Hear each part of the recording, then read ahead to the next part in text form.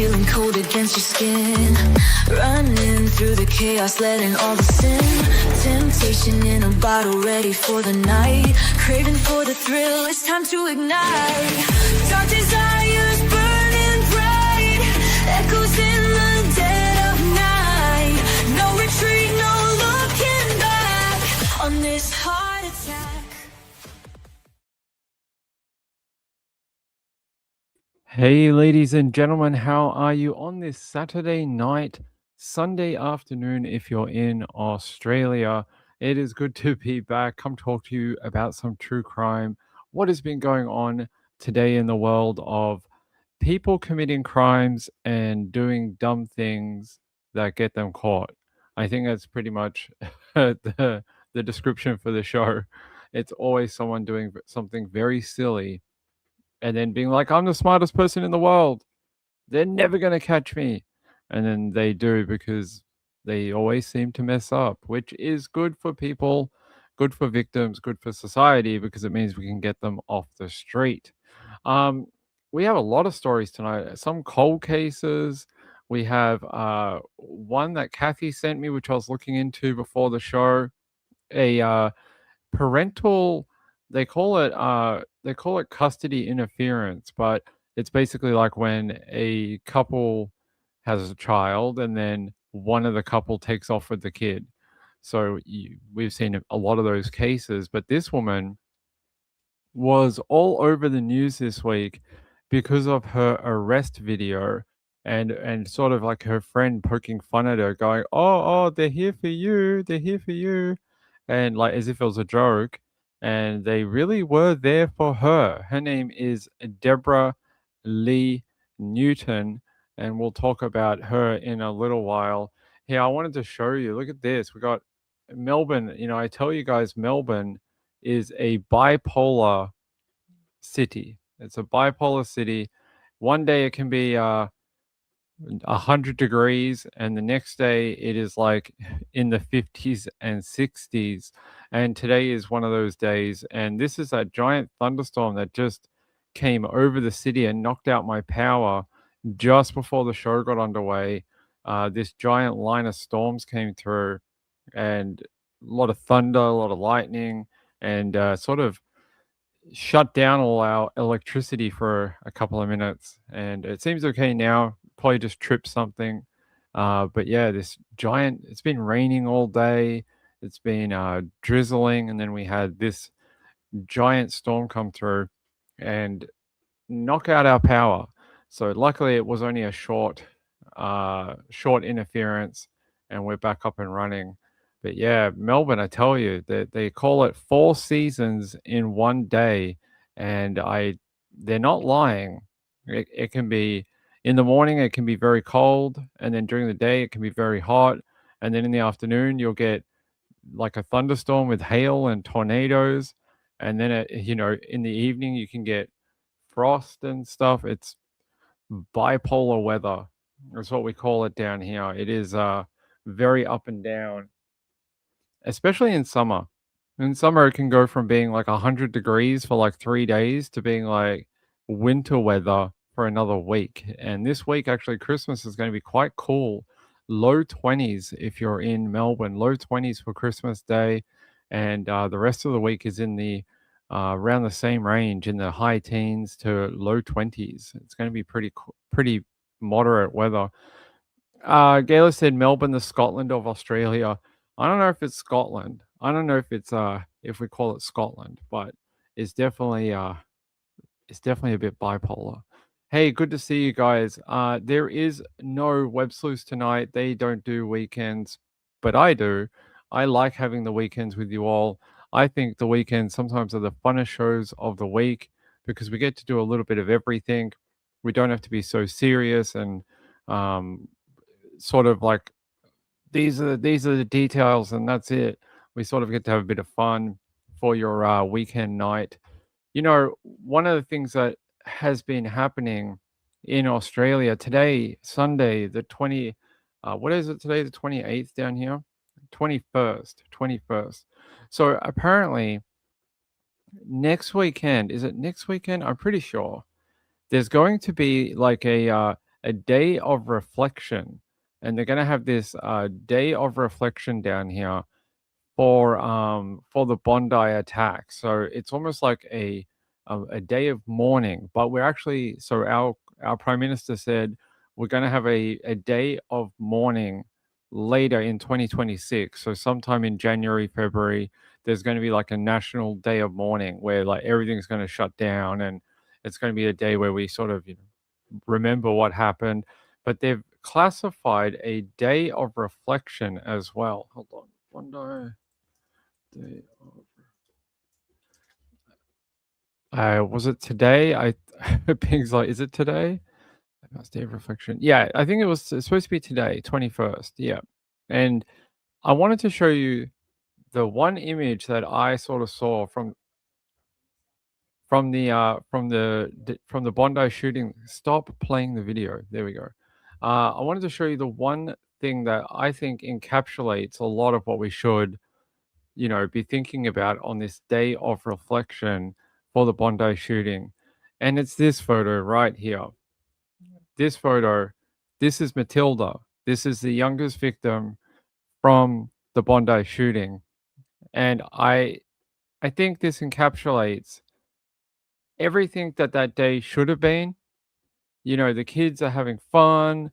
They're, you know, getting out for the school holidays and getting close to Christmas, and they get to celebrate Hanukkah. It's a big deal for them. They get to, do kid things, play with bubbles, and eat very sugary food, which is a treat for them. And they get to run around and be children. And the fact that she is one of the ones who died that day, I think this specific photo says it all. And it's the photo that I have chosen about today's day of reflection that I think everyone should just look at and realize we need more of this in the country, more having fun, gathering together with people, and less of the other thing, which is shooting people and hurting people and a lot of hatred. And yeah, this one. Look at the kids having fun. I love this photo. Playing with bubbles, and there's other little girls there and some people in the background. I love it. It's a great photo. I'm not sure who took it, but it was in one of the papers today. And I was like, this photo is really what it should we should all sort of, that's what it should have been about, right? The kids were there. They get to learn a little bit about their history. They get to learn a little bit about their religion, and for the most part, they get to have some fun. That's sort of what they were doing on the event on the beach. For the kids, they don't really get the religious part of it until they're a little older. It's more like we get to go have fun. Great. So that's I think encapsulates it all. The paddle out, yeah. I mean, that was it. That was insane. How many people? Hold on. I've seen a few of these before for like people who are killed by sharks or something like that. People who die in the water.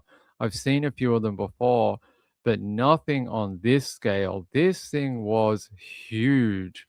Here, I've got a drone photo of it. Look at this. This was the paddle out they did the other day.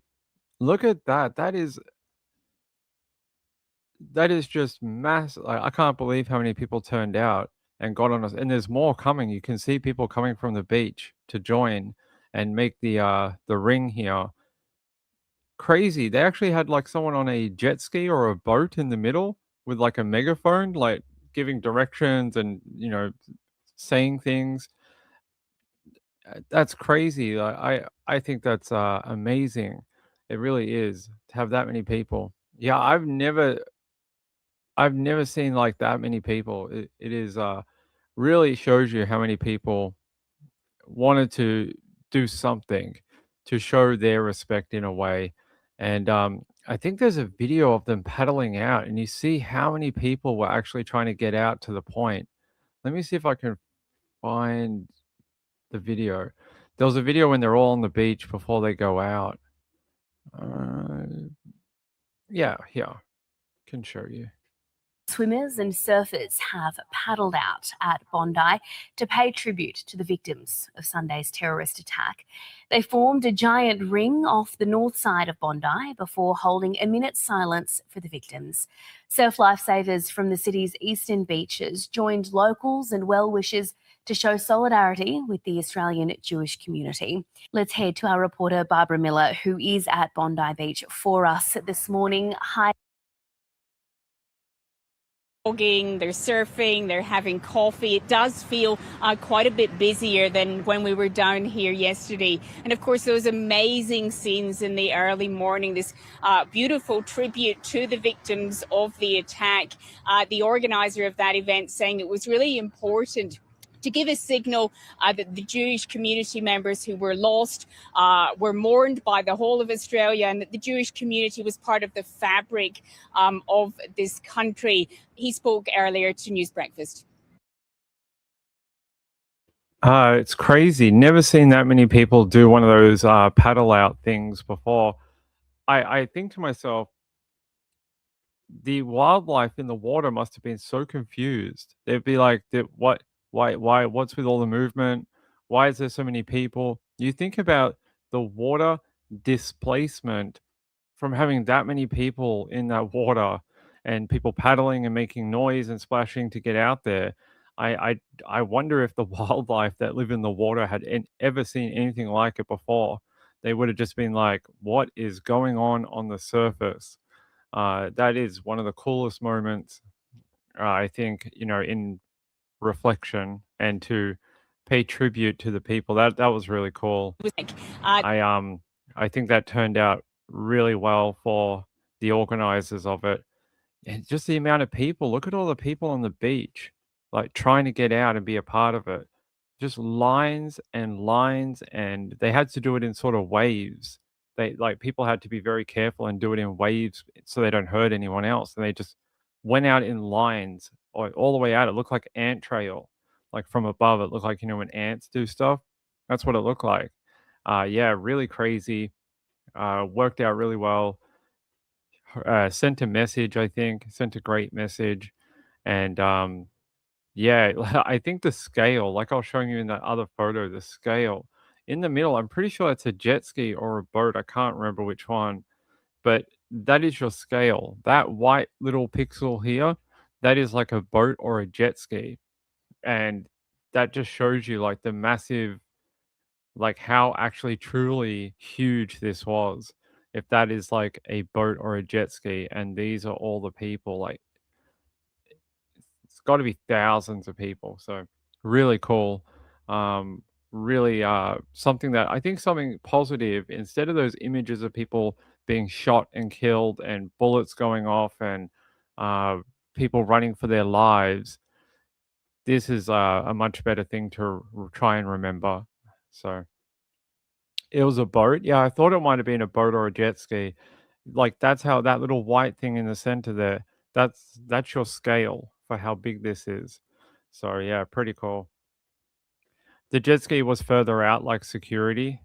Yeah, I know they had a few people on different watercraft and yeah, truly awesome. But back to that other photo, I really just love it. This tells me everything, and it makes me very sad that these kids, well, Matilda's not here. She died in the shooting, but all these other children as well. Some of them may have been injured in the shooting. Some of them will remember that day for the rest of their lives that they were at Bondi. Their friend died. They're so young, and you know, I don't know. It sucks that it had to happen that way at all. The fact that it took place there is like Bondi. If you live in Australia, Bondi is sort of like one of the things that we show the world. It's sort of like, look at this great beach that is so close to the city, and we show people like, hey, you guys don't have this. We've got this beautiful beach with like yellow sand and beautiful water, and it's one of sort of like the selling points that we show to people overseas. And I feel like it's tarnished now. It's like, how can we show that to people? I hope eventually we can.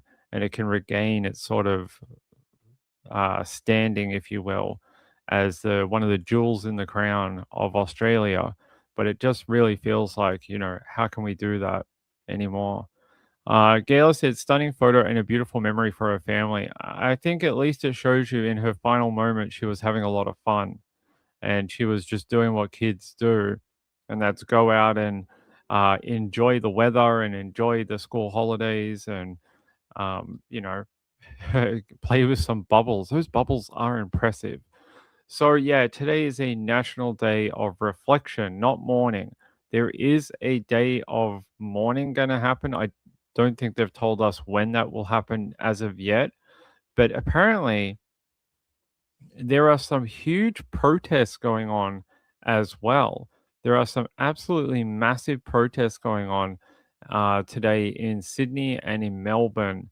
And there's supposed to be something about Australia first, and it's supposed to be very nationalistic. It's supposed to be sort of, I don't know, some people might say it's very white nationalist, but I think some people it's it's something else. But yeah, I think a lot of people associate it with nationalism, you know, immigration and stuff like that. A prime minister doesn't want it to go ahead.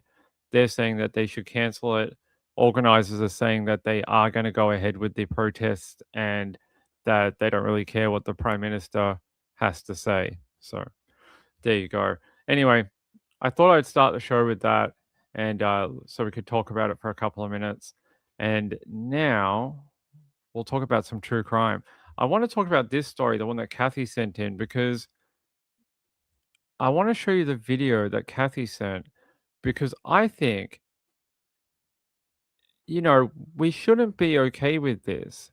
We shouldn't be okay with her acting so nonchalant about, oh, I just kidnapped my daughter and kept her from my partner for like 40 years. Oh, that's okay, right? No, it's not okay. And I don't think we should be like glorifying it. We should be striking this woman down just like we would if this was a man. And I think that should be the lesson out of this particular one. Here, I'll play you the little body cam here. Hey, How you doing, Miss Sharon? good. How are you? Pretty good. Uh-oh, they're coming for you, Sharon. They don't want me. They want Reggie. What's up? No, we're here for you, ma'am. Definitely here for you. Why? We're waiting on the detective to get here, but we have, with all the information that we do have, you have a warrant for your arrest. They're teasing. They have to. Ma'am, we're not. Oh, You can back up. oh, You can I'm go home. so sorry. No, you're okay. I'm so sorry. Okay, go ahead and go home. Thank you. I don't understand. Yes, ma'am. So, You're Sharon, correct? Yeah. Okay. Yeah. all right. So what we're gonna do is we're gonna put you in handcuffs, okay? Can I take my dog in and get my husband? We'll give the dog I'll go ahead and get your husband, and we'll get your dog taken care of. So, You want me to hold the leash for now? I don't want. She's I don't think she's gonna get away. Well, you have to do that. I'm not gonna. I gotta still put you in handcuffs, Here, ma'am. let me have this. I promise I will not hurt your dog under any circumstances. We'll do it in the front, okay? If you're ever doing the front, you should do it. I didn't do anything.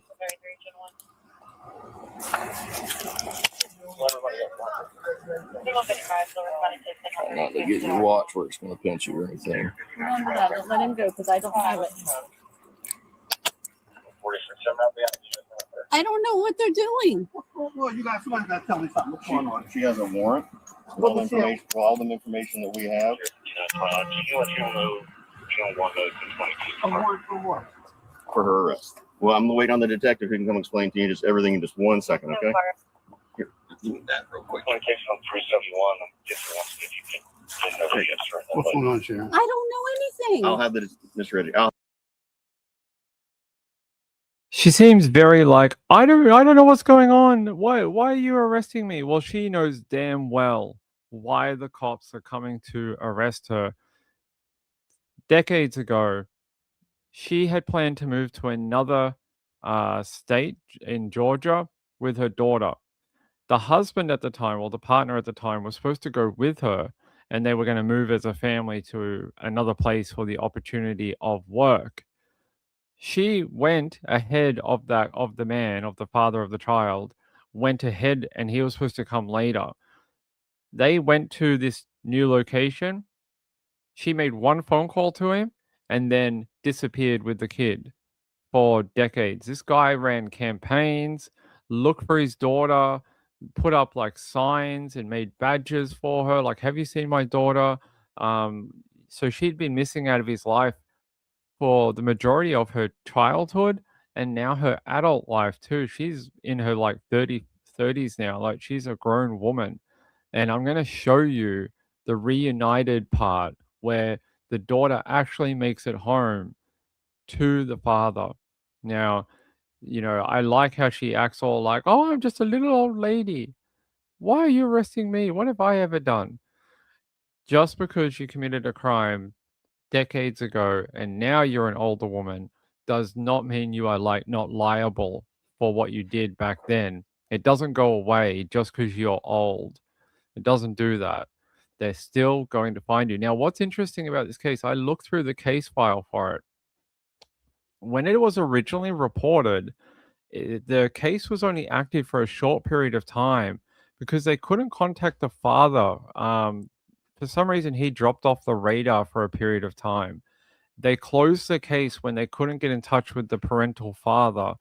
And then decades later, in 2015, another relative picked up the case again, wondering where their young relative had got to, and contacted the sheriff's office asking for a case update. They activated the case at that point in time and started investigating it again. A tip-off to a tip line actually led them to this woman right here. She was living under an assumed name, not a real name, and someone had thought that was a little odd, and she'd been acting a little weird, and someone actually dobbed her in to a tip line. So it shows you those tip lines do work, and sometimes they do solve cases. So as much as we like to make fun of them sometimes, they do help. And I'm going to show you what happened. 42 years. 42 years that dad had not seen his daughter. That is like, that could be the majority of someone's life. There's some people who don't make it to 42. He's very lucky that he will get to see her and be a part of her life, and her a part of his life. Like, he's an older man now. All right, let me show you what actually happened after this. Let me show you. If we go over here. So she was 6 years old at the time that her mom took off with her. And yeah, I might have to reboot this. There we go. She's always been in our heart. I can't explain that moment of walking in and get to put my arms back around my daughter. 43 years of waiting. And it's hard to look at her as an adult when I last seen her, she was a 3-year-old. For an emotional reunion with his missing daughter, Michelle. We spoke to Joe Newton in 1986 about the case. Wouldn't you want your child back, at least to see her grow up, or, to help her? In 1983, Joe and his wife, Deborah, were planning to move to Georgia. Deborah left early with their daughter, Michelle. But when Joe arrived, they were gone. And for more than 4 decades, there were no answers. I've missed them so much, and I didn't even know if she was alive. A Crime Stoppers tip cracked this case this year, leading to Deborah's arrest in Florida and her first court appearance in Jefferson County on Monday. For an individual to have the courage to come up and say, I saw this, this is, I believe, who you're looking for, you are helping a victim and a victim's family so much. 2 weeks ago, Michelle came home from work to police at her door, saying the unthinkable. You're not who you think you are. You're a missing person. You're Michelle Marie Newton. In one moment, she went from an only child to discovering an entire family waiting for her. When she and her father finally met, Joe was on the porch waiting. I wouldn't trade that moment for anything. It was No. just like I seen her when she was first born. It was like an angel. And even with her life upended, her response wasn't anger. My intention is to support them both through this and try to navigate and help them both just wrap it up so that we can all heal, and hopefully, there's just apologies and start healing. Starting a new chapter of forgiveness and moving forward. And it's still hard to believe that we actually got her back in our life again. And it's a sweet ending.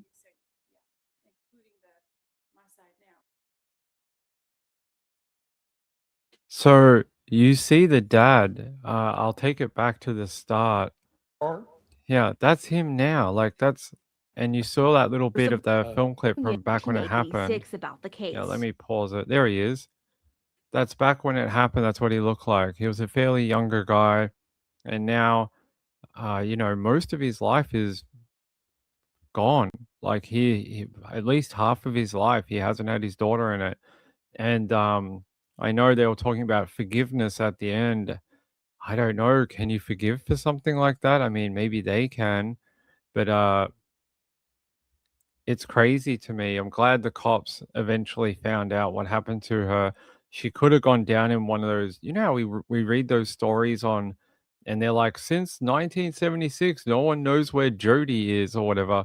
It could have easily been one of those type of cases. Montana said, did she give an excuse for taking the child and hiding out? Not really. Not really. She hasn't really said much, but she's got a couple of court dates coming up. Maybe we'll find out more during that time. But it is very sad. I feel very sad for all of them. Really, 4 decades is so much time. And they said here, eventually, at one point it was a cold case. Who is playing? Guys, hold on. Get off. There we go. Computer, when it rebooted, because of the power, it was being silly. It's playing stuff it shouldn't. All right.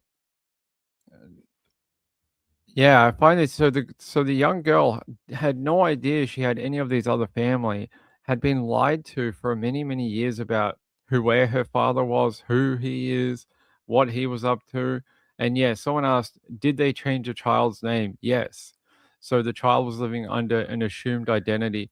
I don't know how you get away with the way everything works now. I don't understand how you can get away with that for that long. You need birth certificates and ID cards, driver's license. How can you do that now? I don't understand. Obviously, somehow they did it. I don't know if it's like you can. So if it happened in the 80s, she accumulated small bits of data, like, oh, she got a bill, and then she went to a medical center and was able to get that, and then you piece them together, and eventually she got some sort of ID or something. I don't know how people end up doing that, but I don't think they would have had fake IDs. At least I don't think so. They probably were legitimate, just probably under a fake name. But yeah, now she's found out she has an entire other family that have been missing her. That must be a very strange feeling. They're saying here Deborah Newton was arrested in Florida and charged with custodial interference. Investigators say the charge of felony custodial kidnapping carries no statute of limitation, allowing prosecutors to move forward in this case, even after 4 decades. Her next day in court is January 23rd next year. So in about a month or so's time, she's going to be back in court. I want to see if we can find out any more. Yeah, so the dad last saw Michelle when she was just 3 years old in 1983. He and his wife, Deborah, were preparing to move to Georgia. Deborah left early with their daughter, and when Joe arrived, they were gone. Yeah, and for 4 decades, he had no idea if she was alive, if she was dead, if his, ex-wife was dead, he had no idea. That must be a very hard existence to live. Yeah, let Deborah Newton. Let's see if we can find anything else about, did she give a reason for it?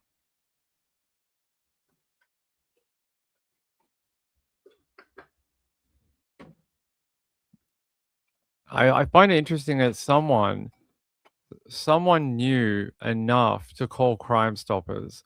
That is interesting, and I hope we find out more about that, about who called in about some random case from 40 years ago and had a feeling that she was not who she said she was. That will be I don't know if we'll ever get that information because sometimes they don't like to give out anonymous data that's come in through Crime Stoppers because it prevents other people from calling in. But it would be interesting to know who was so close to that woman that they were picking up things that were like not right, that something was off. That person cracked a case that was 40 years old. Well done to them. Their intuition was correct. They're saying here,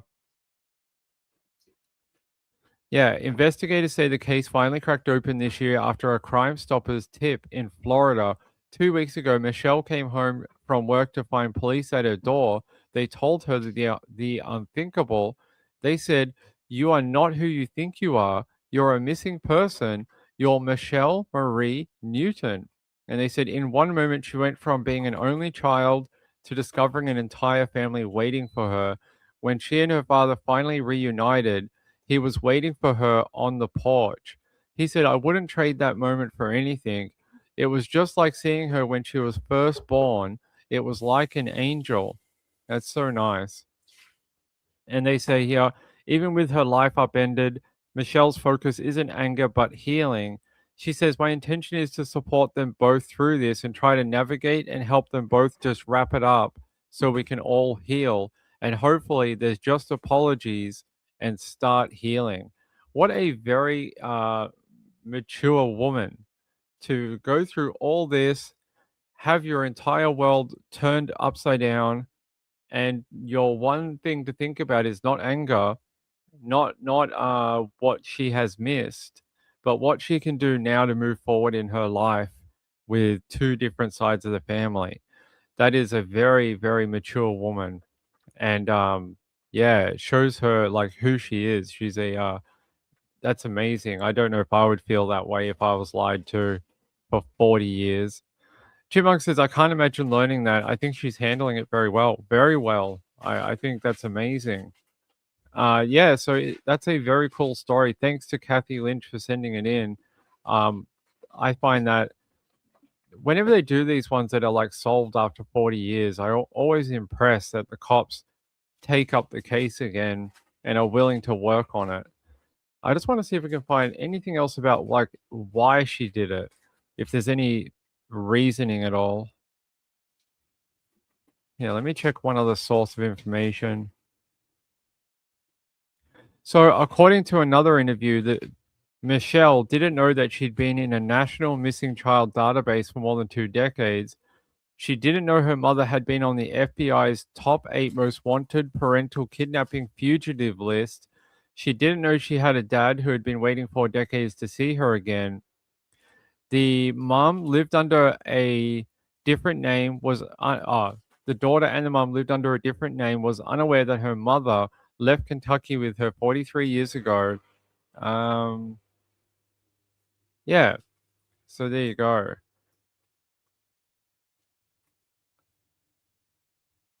I'm just trying to see if there's any sort of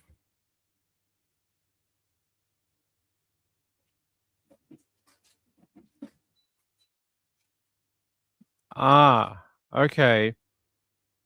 All right. So at the time when the 3-year-old went missing and the mom took her, right? The dad had full custody of Michelle. That's probably the reason. So the mom didn't like that the dad had full custody of the child. And in the 1980s, I would have to think that's pretty rare for a dad to have full custody of a kid. Like that sort of change in the children's court has more been over the last 10 to 20 years. And for 1980s, for a dad to have complete custody is you have to ask why. Why did the dad have full custody at that time? And I know we don't have that information, but that would be interesting to know. Like, why did the mom lose and not be given any of the custodial rights to the daughter. Must have been something pretty serious for her not to have any rights at all. Let's have a look. So apparently they did a projection image of her. If I can get this up on the screen. I don't know. I don't think she looks anything like it, but this was a projection that they did of her back in the day. Oh, I guess it sort of does look a little like her. At first I didn't think so, but it sort of does. Yeah, there you go. So on the right here is her photo from when she was a little baby in a cute little sailor's uniform with that haircut that was very popular in the 80s for little girls. And that's what they said she looked like today. And on the far left, that is her photo from today. I think, yeah, it sort of does look like her. It does. That's well done. It's not that far different. It's not that far different. Chipmunk says maybe down the road she'll do an interview. I hope so. SP Mom said, right, even the most deadbeat mums got custody in the 80s and 90s. Yeah, I would like to know why. Gail said, if they were moving together, how did only one have custody? Maybe what they meant by moving together was not that they were going to live in the same place. More the fact that the dad was going to move to the same town with the mum or something so that they could have shared well, so the mum could be in the life of the daughter or something. Maybe they were sort of had that kind of arrangement or something. I don't know. It's strange that the dad would have the custody of the kid. I don't know. I'll look more into why. That is a strange one.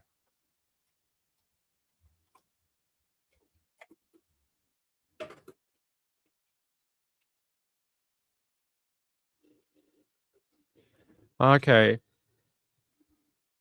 So Joe said that he last heard from Deborah was in 1986. People who knew her suspected she had died from a drug overdose, according to reports which didn't turn out to be the case. She was arrested on November 24 and has since been charged with a felony custodial interference. Yeah. I don't know if that explains that. It explains what he thought might have happened to her. It doesn't explain why she had the custody. She didn't have any custody. I don't know. The details are not around about why she did not have any parental rights or whatever. Yeah, I'll check one more place. Hold on.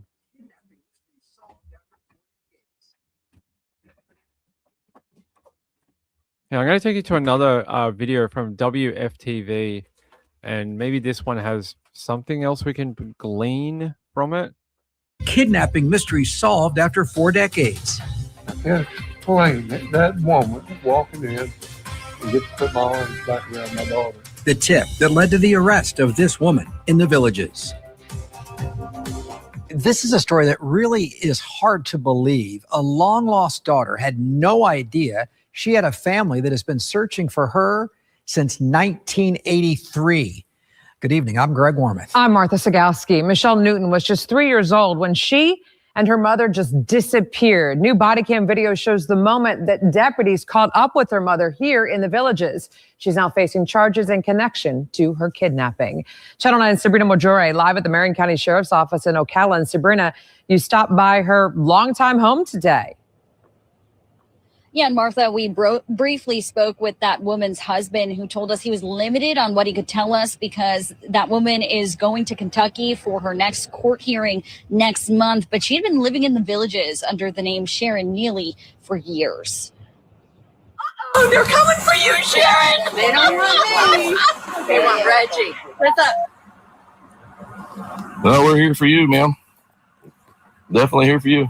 This body camera video shows the moment Sharon Neely was arrested and reminded of the life kidnapping was moving to ninth listed among the FBI's top 8 most wanted parental kidnapping fugitives. According to investigators, in 1983, Deborah was moving to Georgia with her then husband Joe. She left ahead of him to start work and prepare the home, but investigators say when Joe arrived, both Deborah and the couple's 3-year-old daughter, Michelle, vanished. And for more than 4 decades, there were no answers. I can't explain it, that moment walking in and get to put my arms back around my daughter. A Crime Stoppers tip led to Deborah's arrest by the Marion County Sheriff's Office and this family reunion with Michelle and her father. But neighbors who knew Deborah as Sharon say she was happily married and always pleasant. They think there could be more to the story here. Unless you're in their shoes, you'd never know. We tried to ask Deborah about her family dynamics back in 1983. Why would you want to give me a card? Her new husband Seems a bit odd. The way they detail it is almost like they had bought a house in Georgia, and the mother and the daughter had gone down to set up the property, and then when the dad finally got down there, they were gone. So that doesn't. Yeah, I need more information on why you would live with someone and only one of you would have custodial like rights over the kid. That's odd. I mean, I've heard of stranger things before, but it's just a bit strange. Yes, the daughter's name was changed. Yeah, they both lived under an assumed identity. Kim says then husband makes no sense. He had full custody. Yeah, I don't get it either. Moonshadow said she knew, kind of not like her. Yeah, she knew. Why are you arresting me? She knew. She didn't want to say in front of that nosy neighbor. Did you see that nosy neighbor? Like the cops had to be like, you can go home now. This doesn't concern you. Go home. Like they were like, go home, lady. Was this a common law marriage? Possibly. Could have been like a de facto type marriage. Maybe that's why. Still doesn't explain why the dad would only have custody. Yeah, it says here, Newton was the non-custodial parent of the 3-year-old. I don't know how to explain that. Unless... No, that doesn't make sense. Non-custodial parent. Unless she's not the biological mother. Unless she's an assumed mother through a relationship. Could that apply? And that's why the dad had full custodial rights over her? I don't know. That doesn't make a lot of sense either. Yeah, the neighbor thought it was a joke. Yeah, some sort of prank. Cops always come out and do that to people. Montana said the child primarily lived with the father. I don't know. Maybe we'll get more information. So she's due in court for a longer court hearing in January. Maybe they will disclose more information in January about how that dynamic worked in the 80s. Because right now it doesn't make a lot of sense. Yeah, that's the only thing I can come up with is that she's not actually the biological mother of her, and that she's like an assumed parent, like because she had been in a relationship with the dad. Gayla said, I think drug addict, maybe. Because she was abusing drugs, Lindy and Gayla have the same theory. It could be. She did. Yeah, I mean, it could be. That is one of the ways you can lose custodial rights for sure. Let me see. What's her full name? Deborah Newton. Let's have a look. Deborah Newton.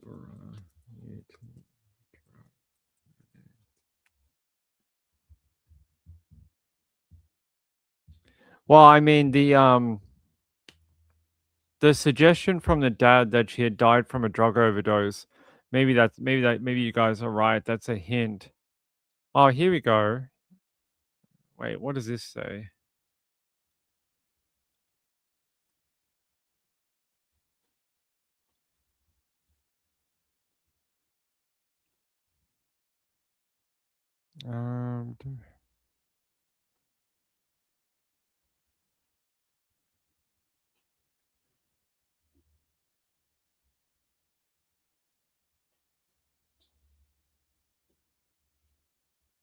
You know, a lot of people are saying here that maybe she ran because her dad was abusive. I don't know, but there's some people in here saying back in the 1980s, there were networks of women who would help people, like women that were in DV relationships back in the 80s, escape, give them new identities, uh, you know, offer up stories like we're moving to Georgia and like, things like that. And then they run and then they keep them hidden for a period of time. I mean, I don't know, but that is what some people are saying in the comments. Lindy said, you don't automatically think someone has died of an overdose unless they were pretty badly addicted. That is true. So she must have some sort of prior history with drugs. Betsy said, if it wasn't her child, then the biomom would be looking too. What if the biomom died, like early on, maybe died through childbirth or something? SP1 said, if he was that abusive, why would he keep the case open for that many years? Wouldn't he want to hide and not be found out? There's a lot of unanswered questions in this particular story. A lot of things that don't add up. A lot of things that don't kind of mesh together. But hopefully we find out.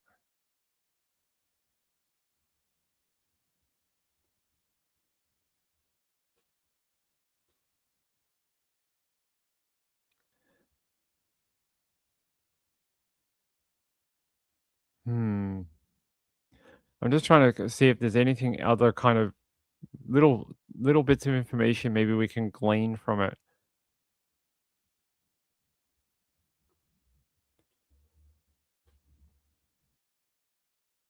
Someone else came up with the same idea. They said here, was she the girl's biological mother? Yeah, that's a question I have too.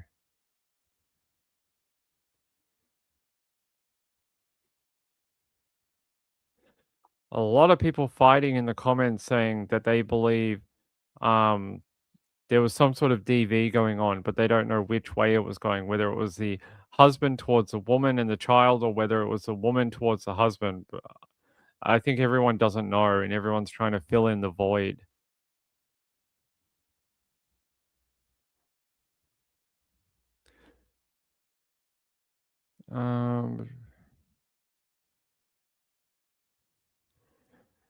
Look, a lot of people saying that she was fleeing him, and that's why she changed the name and ran away with the child.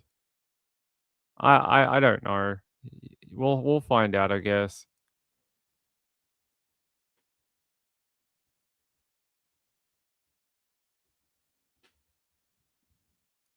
That's interesting. Someone said here that they read yesterday that a DNA test done by a further away relative led to the link to these other people, and that was the tip that was sent in to the tip line, that it popped up in like an ancestry DNA test that they had these other relatives. Interesting. Moonshadow said the mother was never reported missing, only the child. They closed the case. Yes, so they reopened it later on. Yes, we went over that earlier. But there's a timeline for it. I can show it to you if you want. I know we didn't bring it up on the screen, but I can show it to you. Give me a second and I'll grab it. There is a sort of timeline which details how it worked. Let me see if I can find it again. Maybe it's on our original link. No. Here. So here you go.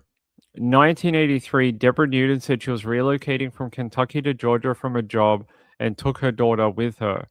In 1985, she and her daughter disappeared completely after making one final phone call to the daughter's father. The FBI later filed a warrant for unlawful flight to avoid prosecution after Deborah was indicted for custodial interference. In the year 2000, the case was dismissed after Jefferson County, Kentucky officials could not reach Michelle Newton's father. In 2005, Michelle Newton is removed from the National Center for Missing and Exploited Children database. In 2015, a family member requested help from the Jefferson County Sheriff's Office in Kentucky. In 2016, the case was revived. In 2025, a Crime Stoppers tip identified a 66-year-old woman using a different name as a possible suspect in the case. Investigators confirmed Deborah Newton's identity through DNA testing and photos, and a warrant was issued. There you go. That is the timeline for it all. So it's had a bit of a funny history with how this worked. I want to know why the father never got back to Jefferson County officials in the year 2000. If he was so looking for the kid, why did he not talk to the sheriff in Kentucky and let the case die out? And because they basically canceled and got rid of it after he failed to reply. That's odd for a man who seems so eager to have her back in his life now. There seems to be some sort of like imbalance here. There's information that needs to be put here to sort of correct some of this. There's definitely information missing. Chipmunk said, this time of year I hear hoof beats. I'm going to think Santa. A reindeer. When you hear hoof beats, think of horses, not zebras. Okay, I will. I will think of... Sure. Moonchatter said the mother was never reported missing. I agree with you. Yeah, they did say her daughter in the thing. Yeah. Interesting.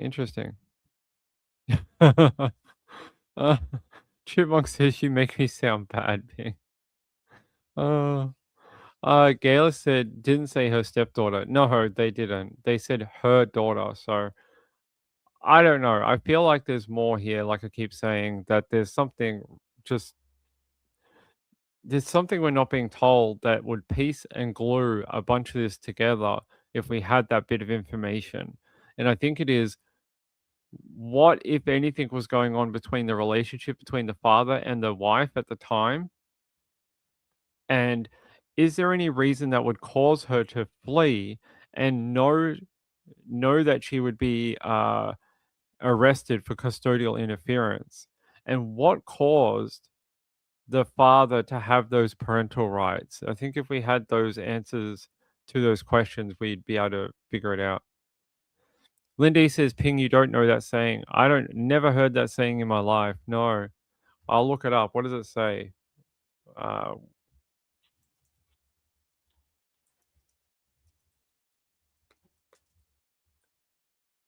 have never heard of that one. You've taught me something new. Okay. So it's basically the same as the razor theory. Great. Yeah, I get it. Same as Occam's razor. It's basically the same thing. It's a saying based on Occam's razor. Yeah. It basically, means take the most logical scenario. Yeah, there's definitely a missing piece of the puzzle. Yeah, I've never heard that saying before in my life. Moonshadow said she fled because she did not have custody. Why did she not have custody? I think that's what we're trying to figure out. Chipmunk said, I love hearing different sayings. I've taught you a bunch from Australia.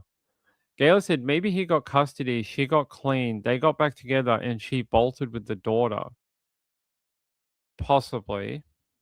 Someone said, I read in one of the comments that in Kentucky in 1980s, sometimes the judges would give parental rights to whoever earned more money. So say the father was the breadwinner and he was the one who had money, but the wife did not.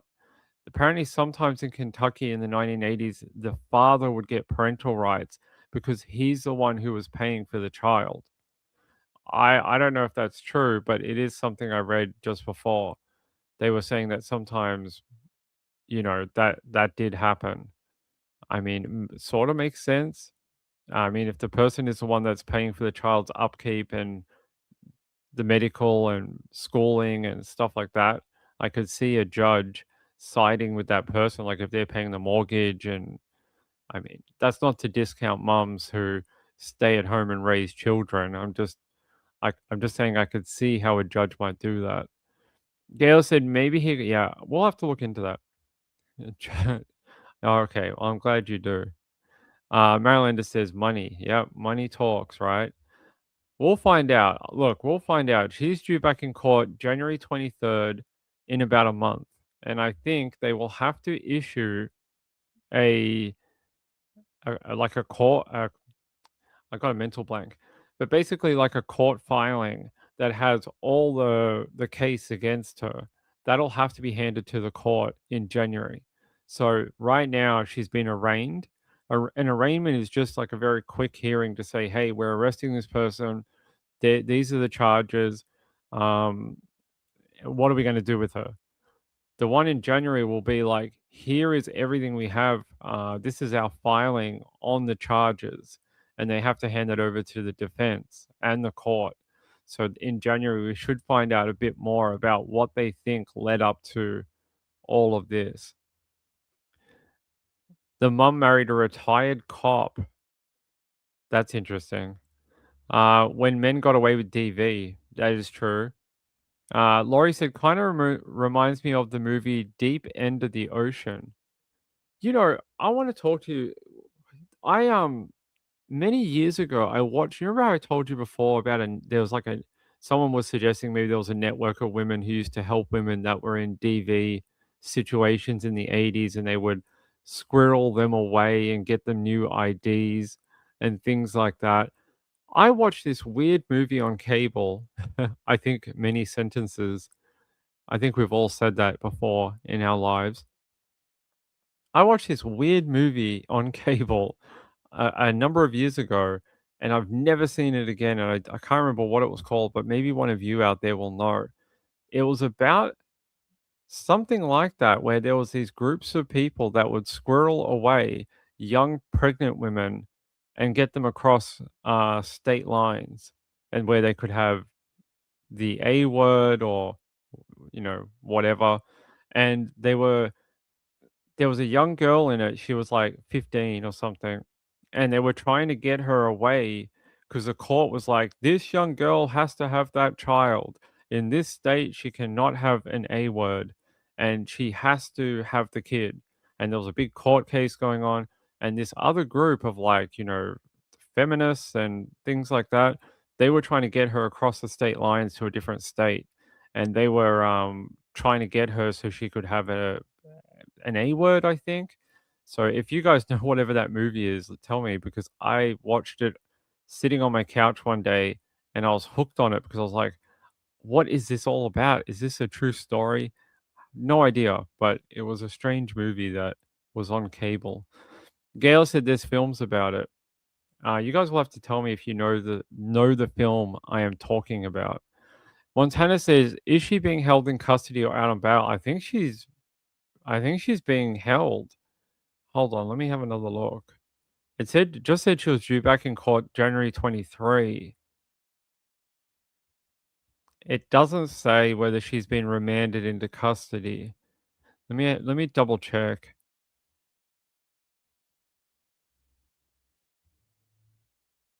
I mean, I'm guessing she probably could get a bail hearing and try get out on bail. Let me just double check here.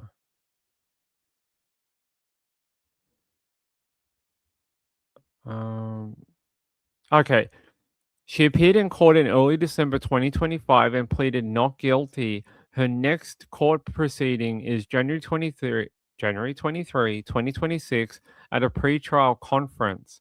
She is currently free on bond. So she is currently out right now. She probably had a bond hearing, and yeah, she's not in jail, which isn't surprising. It's not a murder charge. It's not a capital offense. It's not surprising that she got bail. You normally just don't get bail if it's something like a category A offense, and this is not. As awful as the crime is, it's not a category A offense. Yeah, okay. Gail said, was it to prove who the father was? It could have been. It could have been. I'm getting some muddled memories, but maybe the baby was born out of R word. maybe the baby was born out of R word and there was some sort of court thing going on, and they were trying to, I think the girl didn't, the young girl was trying to decide if she wanted to keep the child or, you know, terminate it. And then there was a court thing going on. The court had decided that she had to have the kid. Yeah, anyway, then there was like a network of these people and they were trying to smuggle her out of the state, and they were keeping her in safe houses around the state of Kentucky, maybe. And they were trying to keep her on the down low, and then people figured out where she was and they were like setting fire to the home and things. So, yeah, if anyone knows that movie, let me know. Montana said, wonder if she said anything to the daughter since her arrest. Well, the daughter said that she's willing to work with both parents to have some sort of life together. So, yeah, it sounds like she probably is talking to her mom. The movie To Prove Who Assaulted Her. Yeah, I think so. I think so. Yeah, the daughter definitely seemed like she wasn't going to like cut the mum out of her life. It sounds like she was going to manage having two parts of her family, basically, like a split family. Kaliza said, I'm still not used to your earlier times. I'm on earlier tonight because Trish is not doing a live show, and 10:30 allows me to get on a little earlier and not finish so late in the evening in Australia. Because when we get on at like the late show normally starts at like 4:30 in the afternoon my time, and we don't get off until about 6:30 in the evening, and it sometimes is a little too late for me. I've got things I got to do, and you know, it's getting late in the day. So if I can get on earlier in the day, I quite like it if I can. Okay, let's see what else we got. How's these protests going? We'll have to have a look. But let's move off that one. And I want to go back to a story that we talked about the other night. If I can find it. By the way, there was more information. Remember I brought you a story yesterday called Operation Northern Lights, and I brought you an update about it where they rescued all those children. Well, there was another article that came out last night, and I saw it after we covered it, and I was like, that's pretty cool. I'm glad to be one of the people that was breaking news on it. If I can find it.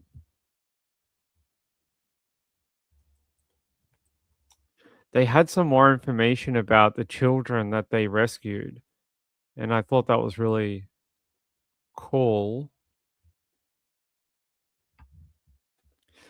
Let's see. Yeah, so they said they found 36 missing children who were rescued from sex traffickers in northern Florida after a massive sting operation. And these are where they led them to: a 17-year-old in Jackson. They found a 1-year-old in Baton Rouge, and they found a 13-year-old victim who had been missing for 8 months in Jacksonville, Florida. And then in Ocala, Florida, they found a 15-year-old abducted by a non-custodial adult found with the suspect. So that is really awesome. I can't believe they found that many people. And yeah, here we can play a little video from Fox 10 in Florida. Well, first tonight, if I pause this, we'll watch it. Of missing children reunited with their families. Among those, 3 from Okaloosa County, a 17-year-old, 15-year-old, and 1-year-old. Now, this comes after Operation Northern Lights, which was led by U.S. Marshals. Our Natalie Williamson has your late reporting tonight. And Natalie, they're calling this the most successful missing child operation ever in northern Florida. Yeah, that's right, Lenny and Cameron. According to the marshals, officers went door to door, scoured social media, and made phone calls to narrow down where the kids could be. And after 12 days, 43 children were found all across Florida. This video, taken by the Leon County Sheriff's Office in Florida, shows federal agents and law enforcement officers working behind the scenes to rescue dozens of critically missing children. This was the largest missing child operation ever conducted in northern Florida, and we're very proud to say that 43 children will now be home safe for the holidays. According to the U.S. Marshals, through Operation Northern Light, children ranging from 1.5 to 17 years old were reunited with their families. Of those include a 1, 15, and 17-year-old missing out of Okaloosa County. The 1 and 17-year-old were rescued by U.S. Marshals outside Jackson, Mississippi. The agency says one person was arrested for interfering with child custody. The U.S. Marshals say the 15-year-old and the child's abductor were found in Ocala.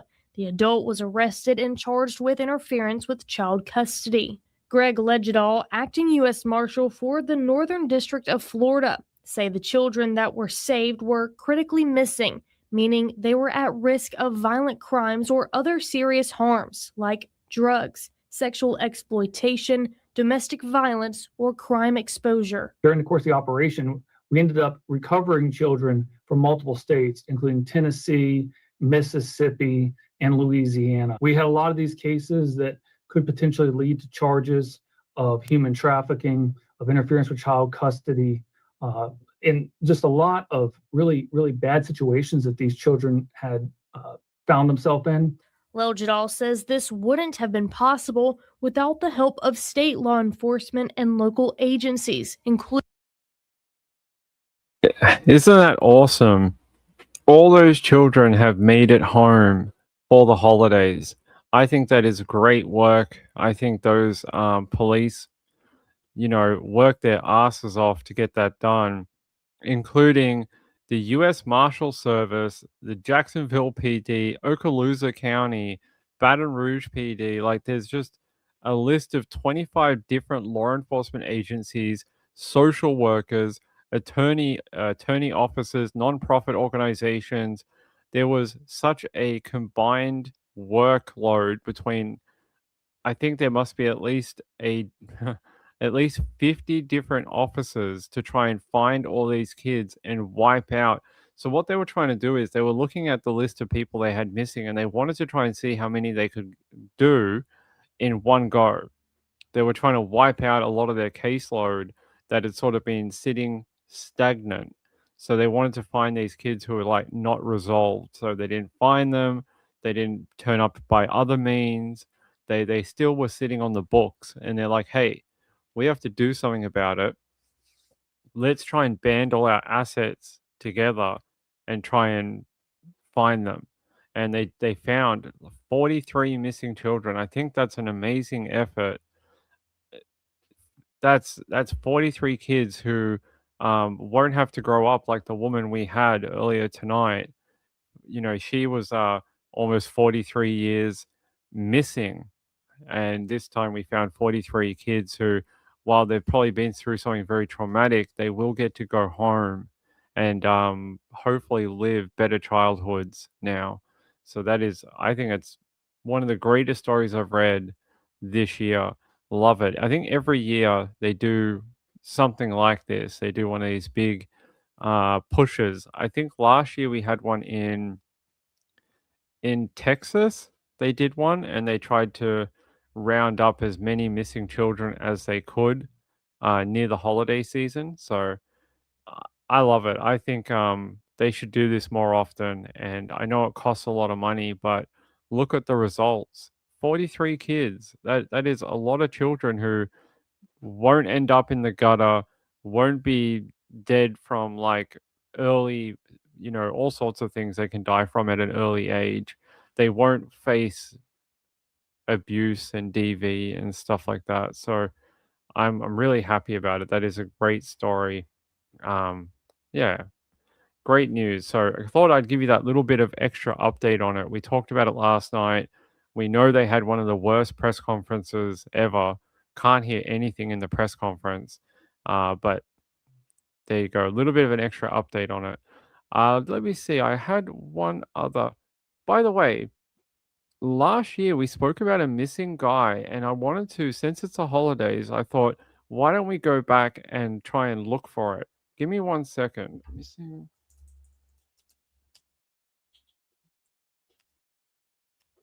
There was a missing guy, and we were looking for him for a long time, and I wanted to see if we'd got an update for him. And I know his family was very appreciative that we covered his case like a bunch of times. I'm just trying to see if I can find the link for it. Give me one sec.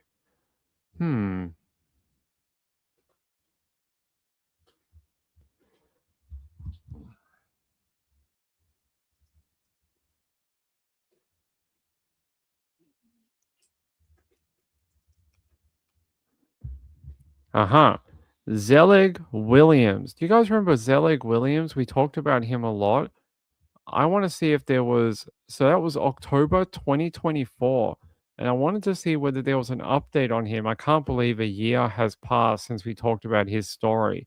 And I wanted to see if they found him or not. No. Yeah, we know who Zelig is. Hold on. I wanted to see if there was any updates in the year that we've, sort of gone through. Let's have a look. It doesn't seem so. It seems after 1 year, there are still no signs of Zelig Williams. That is awful. I really thought we were going to find him. Yeah, it's been 1 year since 28-year-old Broadway performer Zelig Williams vanished without a trace after leaving his mother's South Carolina home. The rising star, who had just returned from New York City just months earlier, where he appeared in hit musicals including Hamilton and MJ the Musical, was last seen on the morning of October 3rd, 2024. Roughly 20 minutes after he left his mother's house, an SOS alert from his phone indicated that he'd been in a crash.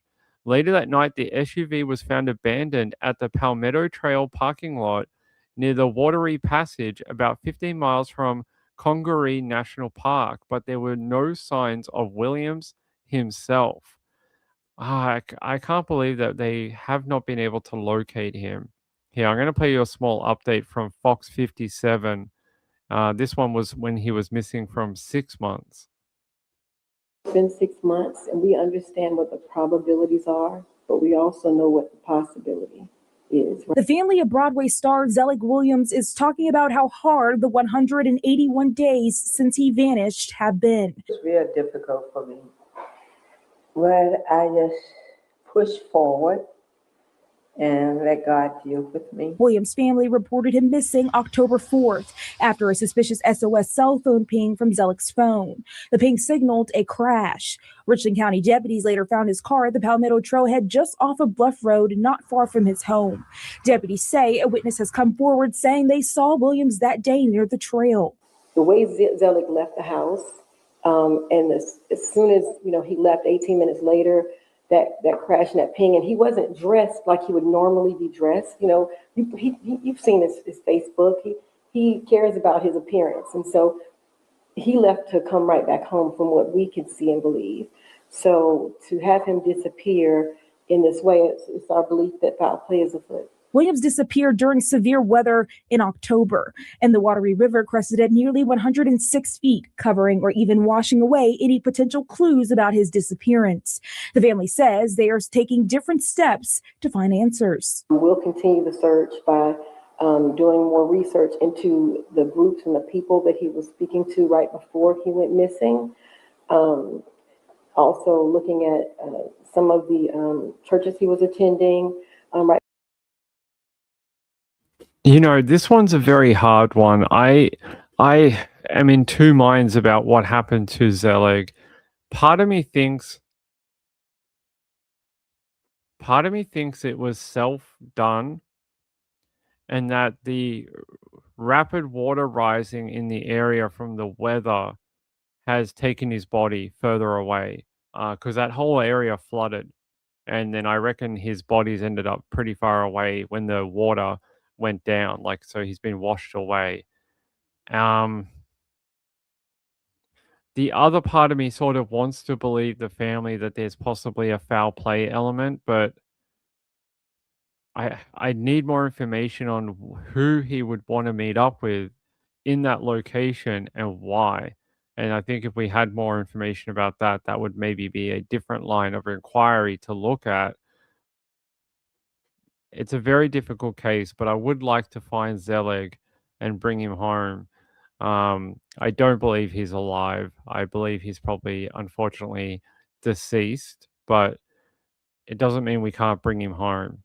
It's a real shame. I didn't realize that in a year there had been no updates, no movement. They hadn't found anything, and no one had been arrested or questioned. So that's a very sad update. It really is. Gayla said maybe he bumped his head in the crash, got out, and the water got him. I mean, it's possible. They, like you heard, that water rose like really high up. It was during that time where Carolina got absolutely smashed with rain, and there was just huge ingresses of water everywhere. Yeah, most of the state was flooded. So, Gayla said, I thought foul play when we first talked about him. Yeah, it does, and then part of me thinks, the logical part of my mind thinks it's the other thing. SP Mom said, the lady on the end in the maroon knows something. Look at her face. She's so removed. The lady on the end here? The red car was his, yes. The car was his. Oh, you didn't get to go to your party? Why not? Hold on, I'm trying to find out why.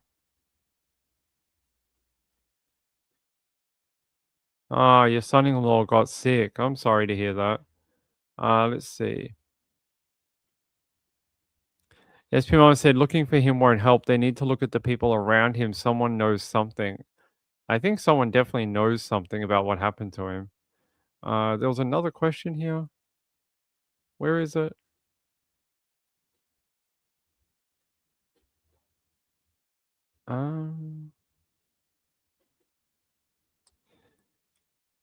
I can't find it.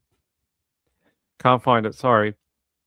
SP1 said, oh, it was during the freak hurricane. Yeah, it was during all that weather, during when the hurricane came through, all around that time period. So there was a lot of flooding that happened in the area where he was last seen. So some of those rivers and waterways rose, you know, many, many inches and flooded nearby areas. That's why I sort of thought he ended up in the water. And I think it's a pretty logical conclusion based on the information we know, where they found his car.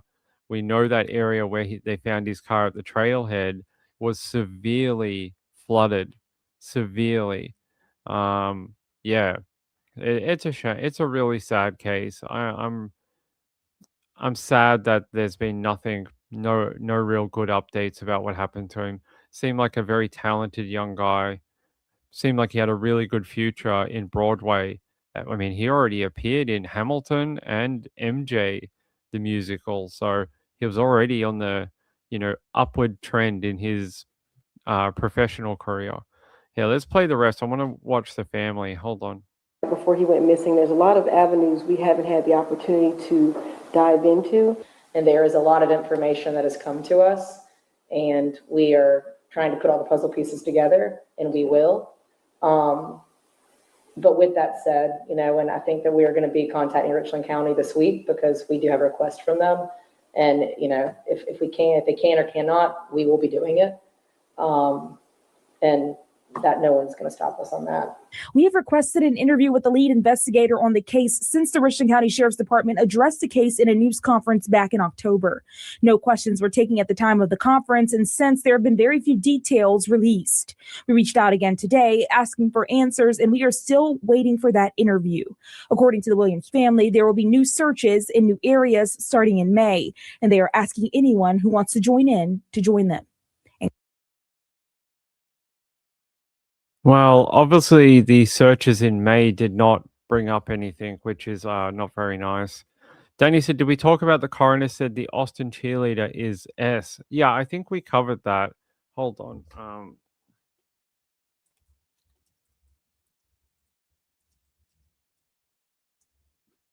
Yeah, I think we did. I think we talked about Brianna Aguilera, but I can do an update on it if you want. if you guys want to talk about Brianna. Let me see. There was an update. Yeah. It's not a very big update, but I'll take you to it. A Texas college student who died Thanksgiving weekend still demanding answers about her death. The mother of A&M student Brianna Aguilera wants a new investigation and a second autopsy. Here's Ron Trevino. She was not suicidal. Earlier this month, we heard a devastated mother not accepting what Austin police were saying about her daughter's death, that the evidence points to suicide. My daughter was not suicidal. I know my daughter better than anyone. We spoke every day. I cannot deal with you jumping to conclusions and not performing an actual investigation. Austin detectives say 19-year-old Brianna Aguilera fell to her death from the balcony of a 17th floor apartment. And while they announced that they believe it was suicide, her mother is still not buying that. She's now telling People magazine she wants a second autopsy conducted. Still no autopsy results from the Travis County ME. And she wants a new lead detective. You may remember how one of her attorneys, Tony Busby, slammed Austin PD. Am I suggesting that there's some kind of conspiracy? No, I'm suggesting they're lazy. Busby said he wanted the Texas Rangers to investigate. I've been in contact with Austin PD. They tell me it remains an active death investigation, but not a homicide investigation. They also tell me the lead investigator remains the same. As for the Texas Rangers, as of tonight, they have not received a request to investigate the death of Brianna Aguilera. Interesting. Like a few weeks after we had that press conference with Tony Busby and the mother talking a lot of like, if I don't hear back about whatever we are demanding by the end of the day, we're going to get the Texas Rangers involved and we're going to send them a packet of investigative documents. And they contacted the Rangers, and the Rangers haven't received anything. So a lot of like big talk and no action from Tony Busby. That's his whole thing. He's a showman. That's his whole thing. Loves press conferences, loves to like talk big. He's like an old school like when you get up like in a circus performer and they have a show, and that's what he does. He gets up and does his show in front of the media, and that's what they do. So not surprising. We'll see what happens. Family is in every right to ask for a second autopsy. That is within their legal right. They can do that. And if that's what the mom wants, then she can have it. Marilyn Landis says mother is in denial. I think there is some. I think Tony Busby did bring up some interesting investigative questions that need to be answered, but I don't think they lead where they think it does. Espion said, aside from Tony B, has anyone heard any evidence that she was S-word, like actual proof? I mean, the authorities might know about it more than we do. I don't know if you can hire your own coroner, but I know in other cases, like there was one in Canada where the family, yeah, they did. They hired their own coroner, like medical examiner, and they did a second autopsy on their daughter, something like that. And they were able to hire a medical examiner and they did a second autopsy. So and if you go to Rex Human, one of the victims in Rex Human, Shannon Gilbert, they did a secondary autopsy on Shannon too. So it's not uncommon. It does happen. It's not prevalent, but it does happen sometimes. Khaleesa said, but then again, if I were her parent, I'd want to know for sure and check every possibility. Yeah, I don't blame her mother for wanting to know the truth. I don't think you can blame her for that. Of course, it's a traumatic event. She's lost her daughter. I don't think you can question that. I just think Tony Busby is a bit of an odd choice. Gayla said, can you get a private second opinion? You can. Yeah, you can definitely do that. The authorities, like the medical examiner who's hired by the state and the PD, they are not the be and end all. You can request a second autopsy and a second medical examiner to look at it. I don't know how that works, whether you have to pay for it or whether there's some sort of state funding or something. I don't know. But I know it's been done before. SP Mom said, I would need to know too, especially if I had a good relationship with my kid. And SP Mom says, I do. And there were no real indicators. True. Danny said, bad mouthing the PD isn't the way to go. No, they seem to have essentially shut ranks now. They seem to have really gone to ground and tried to stay out of it. Just release the information and that's it. Let's see. I can have another look at another source. Let's have a look. Actually, let's go here. Let's look at the People magazine exclusive. Let's see. Let's go to People.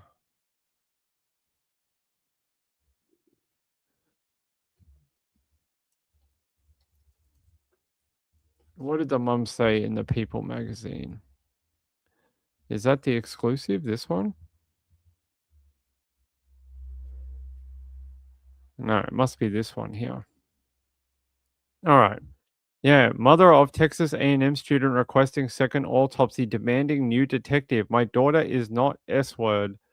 Stephanie Rodriguez, that's her mom, tells people her daughter was not S-word despite local police statements. They say here the parents of Brianna, and they're saying, are continuing to seek clarity on their daughter's death, telling people this week they refuse to believe that she died via S-word. They're saying funeral service for Aguilera 19 were held on Sunday, December 7, while memorial service continued throughout the week. Afterwards, her mother tells people that she and her family are demanding a new investigation into her daughter's death. Last week, the Austin Police Department announced at a December 4 press conference that all evidence in this case pointed to Aguilera having died via S-word. Hold on. If they had a funeral service for her on December 7, how are they going to hold a second autopsy? How would they do that if they buried her? I'm confused how they're going to hold. Are they going to dig her back up? I find that strange. Why would you not do the second autopsy before you hold the funeral instead of holding the funeral, burying her, and then basically disturbing her grave? I find that a bit weird. Is there some law in Texas that you have to bury a person before a certain time frame? That's strange. I don't know why you would do that. I would figure that you would keep her, as awful as it sounds, I would have figured you would have kept her in the morgue until you finished with the investigative type things. Oh, okay, maybe that's what they've done. Because, yeah, I don't know why you would do that and then try and do a second autopsy. She says, I want justice for my daughter. I know something happened to my daughter. I know someone out there knows something. I'm not going to stop until I find it. She deserves at least that. I'm not going to let her name go down in vain as S-word because I know my daughter was not S-word. They're saying here,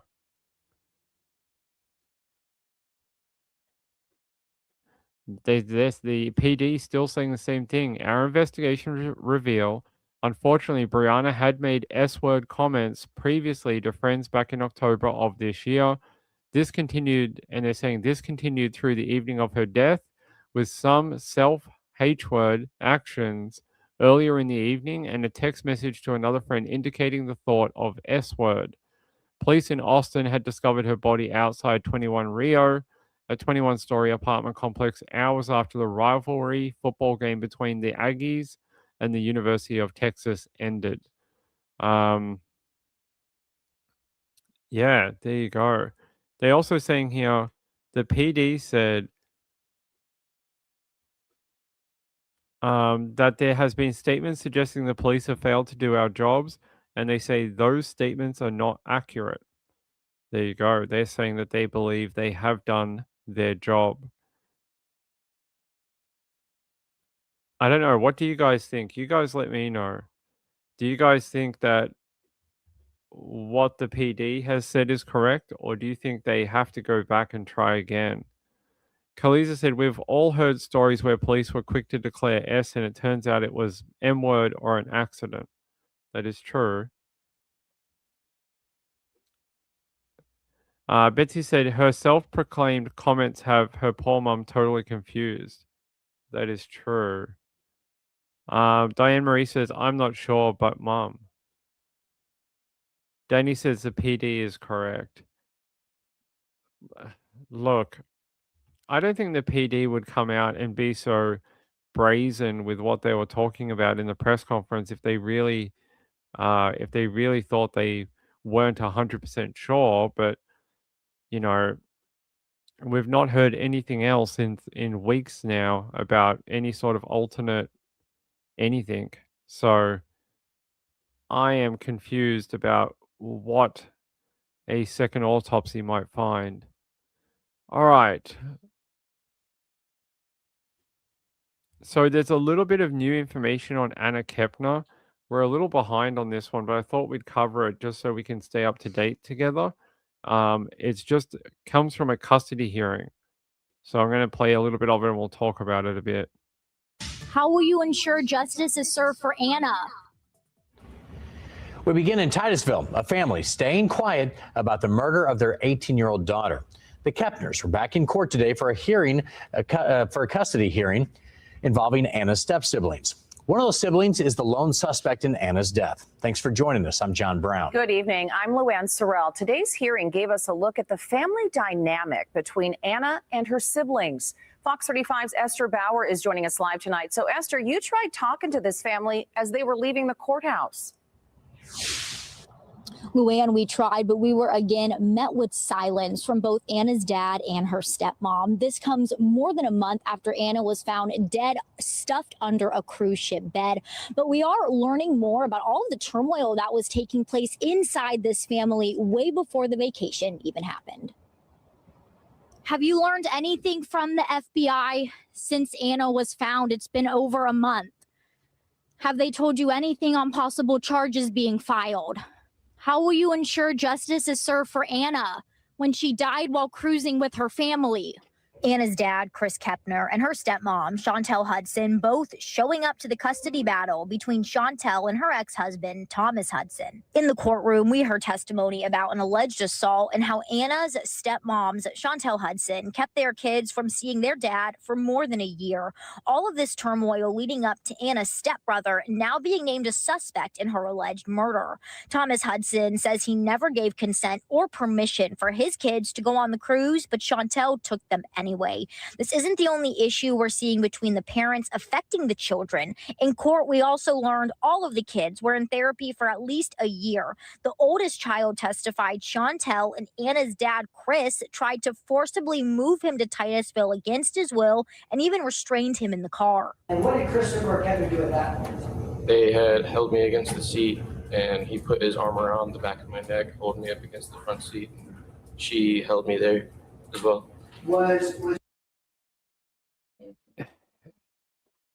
It definitely seems like a dysfunctional family unit. That's what I see from a lot of this. There's a lot of disruption to the family life that you hear about through these court sessions and these custody disputes. But I think it takes away from the actual point of all this. When are we going to actually know who, like, what we sort of do know, but when is that actually going to, when is there going to be action about what happened to Anna? Why is it almost Christmas and we don't have any, there's no moving forward, no one's been charged, there's been no reports released, there's been nothing, and everyone's just sort of talking about these court things about custody disputes. We need to go back to what happened to on that cruise ship and what happened to Anna. I feel like this is turning into some of the other cases that we hear about where there's no information coming about what happened on the cruise. So everyone focuses on whatever else they can find, which is, about what happened in the family unit. Khalid said the stepmom seems more stable than the bio dad. They definitely seemed, yeah, dysfunction is the word that I keep coming back to. Gaylor said, I wouldn't trust what he says. I think there's been some coaching going on. When I listened to these before, it definitely seems like it's one part of the family versus the other part of the family. And there definitely seems to be some bias between what the kids are saying against what parent. And it's unfortunate. It happens a lot in family cases, unfortunately. And it doesn't always mean it's the truth. It just means it's what they've sort of been conditioned to talk about. And that's sad. Yeah, that's the kid that didn't go. Yeah. So, yes. All right. Let's watch the rest of this little bit about him. Yeah. Was your mother still in the front seat or did she go to the back seat? At that time, she had crawled to the back seat and started holding me. And then Christopher Chapman, what exactly did he do with his arm? He put his arm around my neck, like pushed me up against the front seat. So was your head pinned against the front seat? Yes, sir. And did you remain conscious the whole time, or did you black out? Or? I believe I blacked out once or twice. We asked Mr. Hudson's attorney about what happened at the hearing. Possible. Yeah, how do you feel that Thomas's other children are staying with a mother who another child died under her care? It's complicated, isn't it? That's all I have. Thank you. Are the other children safe under their care? I'm sorry, I can't answer any more about that. That was already discussed in another hearing. We made our motion. We tried to have that happen. The court ruled what they did. Obviously, what we're doing right now is to make sure that Mr. Hudson gets to see his children in accordance with the prior parenting plan. I don't know, but if you ask me, I think if you have a child die under your care, all other custody things should be frozen and should be reassessed. I mean, how can you just be like, your almost adult daughter died under your care? That's fine. You can have the other kids under your care. They're not almost her age. It's okay. No worries. You know, we allow 3 kids to be killed in your care before we do anything. So you've only had 1. It's okay. You've still got 2 more to go. That's almost how it feels. It just feels like, it almost feels like Anna's life just didn't really matter. That no one gives a crap. Khalid said it's really sad because it seems that not one adult was advocating for Anna. She didn't feel safe at home. Right. There was more than one person that picked up on the creepy behavior and the sort of sexualization of Anna within the household. And it sort of feels like nothing has changed. The focus has not been on her. The focus has been on everything and anything but her. You know, even in death, no one is advocating for Anna. It feels very off. It feels like they're sort of like, oh, a problem got sorted out. We don't have that problem anymore. The problem being Anna. And it's almost like, oh, that went away now. We'll deal with whatever happens. It's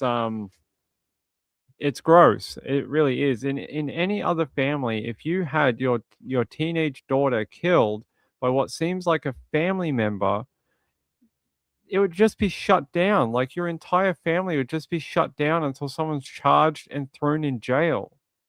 And it doesn't seem to happen here. It just seems like everyone's trying to get back on with their lives.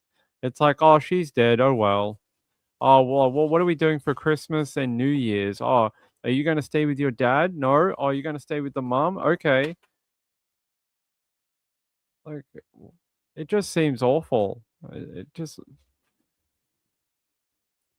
even the grandparents were weird. You know, I just don't understand when we're actually going to do anything about the fact that a kid died in someone's care on a cruise ship.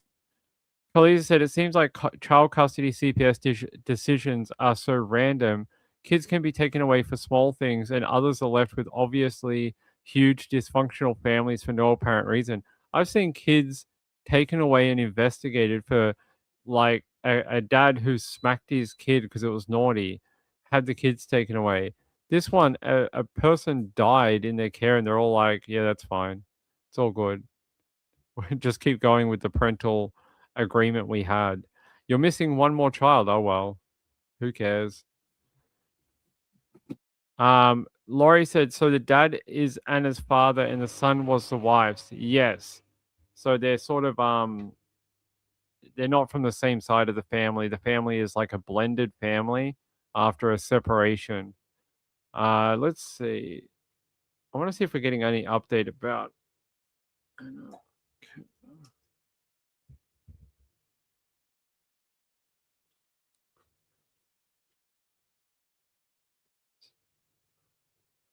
yeah. So I don't know if you saw this, but there was a video that came out of Anna hours before she died. Did you guys see this video? There's her dancing on the cruise ship here. She's in the red circle right there. I know there's a big white dot in front of it. I'm sorry about that. Maybe we can open in a new tab. There we go. Let me pause it. There you go. So you guys can see her there. She's in the red circle, which is, you know, we're starting to see a little bit more about what happened to her before she died, but it looks like she was having some fun doing some sort of choreographed dancing, some sort of like communal fun on the cruise ship. But yeah, a few hours later, she'd be found dead, stuffed under a bed in a room. I haven't seen an autopsy report come out. I think we just know. Yeah, actually, no. What am I talking about? Yes. There was. She died via asphyxiation. Sorry, what am I talking about? Sorry, I had a mental blank. Yes, no, we do know. She died from asphyxiation with an arm bar hold over her airway. So they're saying that someone held their body weight over her and that caused the asphyxiation for her to die. So yes, we do know. If it was murder, I'm guessing if someone puts an armbar hold on you and reduces your breathing capacity, then it's most likely murder. No, it was not S word. No, it was most likely, yeah. I don't know what. Yeah, it's murder, basically. Let me see if I can find that for you. If I can find you the, I'm sure we played it weeks ago, but I'll see if I can find. Yeah. That's not the one. Hold on, close it. I'm sure we played it at the time.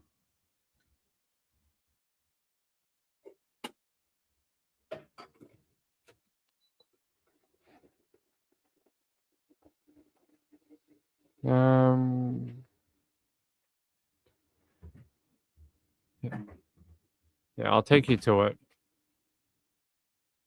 Nope, that's not how we do that.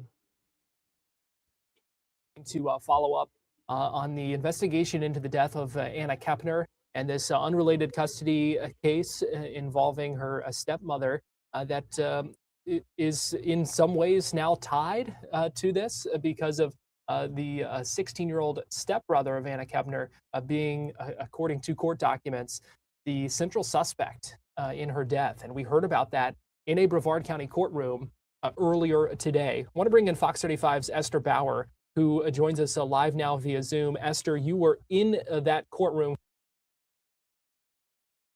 Actually, this is the wrong video. It will detail it, but in like 5 minutes, and I don't want to do that for you. I don't want to make you listen to 5 minutes of rubbish, but here you go. 18-year-old Anna Kepner died from mechanical asphyxiation / suffocation, ruled a homicide by another person on the Carnival cruise ship in November 2025, with the death certificate stating she was mechanically asphyxiated by other persons via an arm across the neck, and that the FBI is investigating her stepbrother as a person of interest, although no arrests have been made. So there you go. No arrests have been made. When are we going to get an arrest in it? Who knows? Who knows, really? I don't know if we're ever going to really find out. Yeah. Outside the Grove Church in Titusville, Florida, family, friends, and community members gathered Thursday to remember 18-year-old Anna Kepner, whose body was found inside a cabin on a Carnival cruise ship on November 8th. She was traveling with her family. Authorities have not said how she died or what happened. This shouldn't be happening. She was only 18. Kepner was a high school senior and involved in cheerleading. Her friends describe her as someone who loved to make people laugh. That was my first love. She was the best that ever happened to me. Josh, too, tells WESH TV he was supposed to go on the cruise with Kepner, her stepmother, and step-siblings, but then they broke up. Court documents filed Monday in the stepmother's divorce revealed the FBI is investigating Kepner's death, and a minor child may be implicated in the case. If the suspect So there you go. That is the update basically. I don't know what to tell you except for sometimes investigations take a long time and it can be really frustrating. But it almost seems like this one they know the information that they need to know. It's the question of why nothing has happened yet. Like, what are they waiting for to actually charge someone? That's what I think everyone's wondering, right? What is that? If they already know how she died, they already know who was in the cabin with her at the time of her death, what bit of information do they need to proceed forward? And I think that's sort of what a lot of people are wondering. Like, what is it? What is the one thing that everyone needs? Because it's going to be January soon, and we still don't have anyone that's been formally accused of the crime. We've heard it anecdotally, but not formally in public with a press conference, like anything like that. Yeah. And there was also a thing that happened a few weeks ago that family of the grandparents of Anna Kepner did an interview on GMA, Good Morning America, where they were basically trying to say that the stepbrother of teen who died on cruise ship does not remember what happened. Does not remember what happened, really. I think if you murdered someone, you'd probably remember. SP1 said, this case makes me so angry because it seems delayed on purpose. I think the only reason it's delayed is because there's a juvenile that's possibly the main suspect. And I think that's it. If this was an adult who did this, it would already be arrested and already be charged. I guarantee it. Khaliza said, the dad doesn't seem to care very much about her being gone. If I knew my stepson did it, I would be furious and I would be hard not to go after him. Yeah, the family seems to be fine with him doing it. They're all like, oh, he's just a kid. Don't worry about it. He didn't mean it. We'll make sure he doesn't do it next time. Betsy said, seems like they don't want him arrested. Seems like it. Gayla said, they sounded coached and stupid. Well, possibly. Look, I can't tell you what's going to happen in the future with this one, but it doesn't seem to be going anywhere right now. And I would be surprised if we got anything before Christmas. It's probably going to be sometime in the new year. At least that's what I think. I just don't think we're going to get anything soon. It doesn't seem to be in any rush to get it finalized or done. I wanted to say we played a video a couple of weeks ago. Where is it?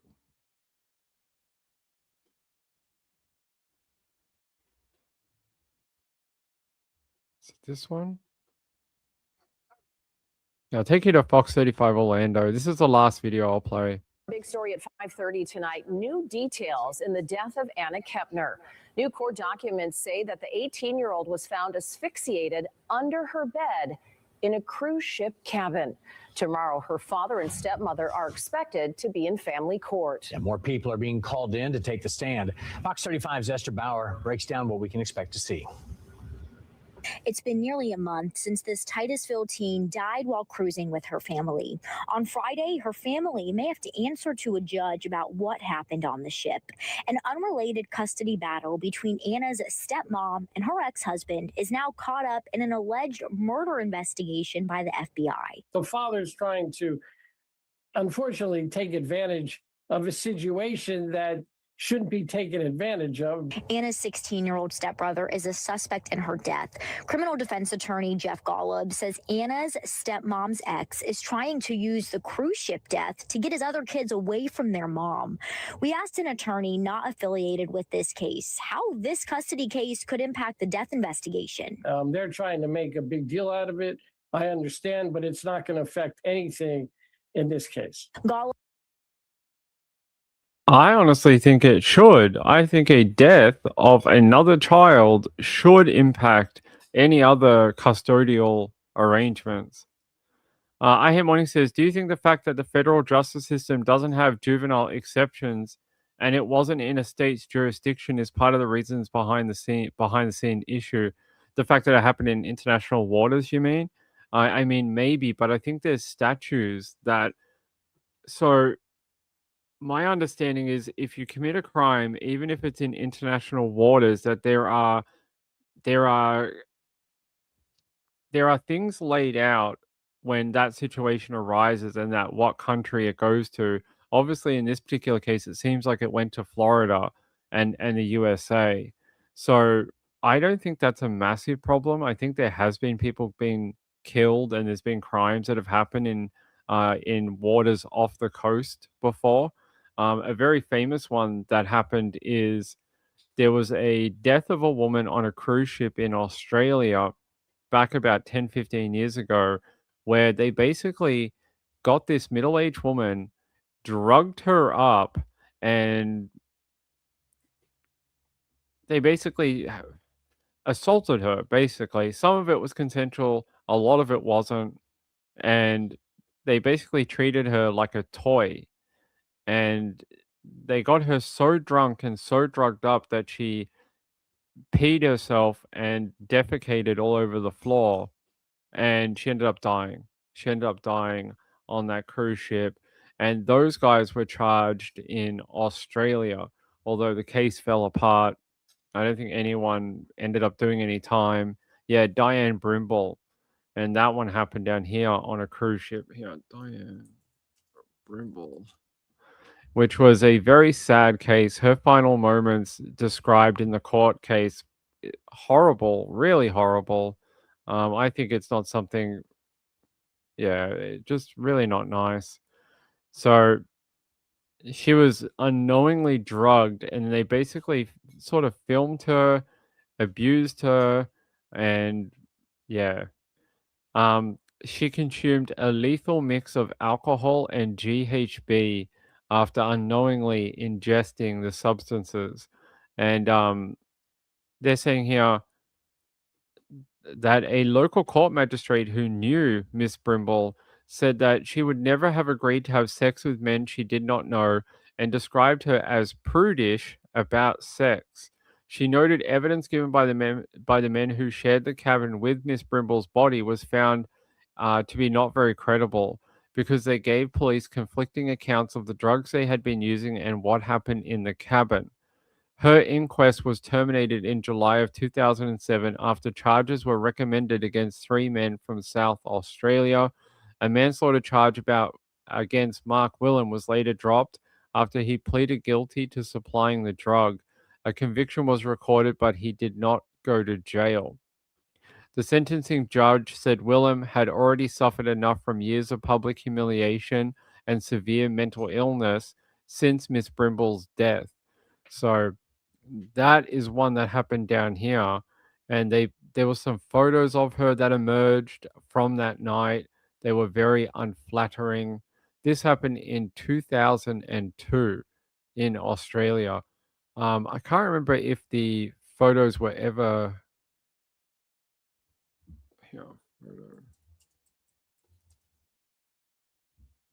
I can't remember if the photos were ever made public or not, but they were described in court documents. So there is a precedent for people who die via murder or other things on cruise ships.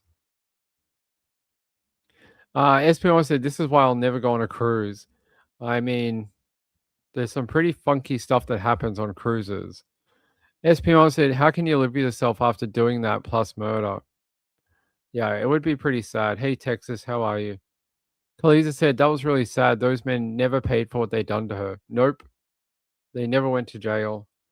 Espion said the younger kid did go to sleep after in the same room he didn't know ate. I think the other brother, if we're talking about Anna Kepner, the other brother went out into the cruise ship and walked around and took photos and was doing other things at the time that Anna and the other brother were in the room alone. The other brother, if we believe the story that's coming out, killed Anna, put her body under the bed, and then acted as if nothing had ever happened. So if the younger brother went back to the cabin, I'm not surprised that he just went to bed and didn't think anything of it. So I don't think you can blame the other brother really. He may be too young to really understand. Khalees said they dragged that lady's name through the mud too. She was drugged and didn't consent. Her final moments that were on display basically desecrated her image and sullied her name. They basically made it seem like she was a sex addict and was doing all these drugs and alcohol, and she was like having group sex in the room and all this type of thing. And as you heard from some of her friends, she was never like that. She was even prudish about the topic at all, and that there's no way she would engage in that type of behavior. Gail said he thought Anna had gone out and his stepbrother was sleeping. Right. So I don't think the little brother, I don't think you can put anything on him. Yeah, they're not blood related. All right. I think that's about it, guys, for this Saturday night. I hope we've had some fun. I hope we've had some fun tonight.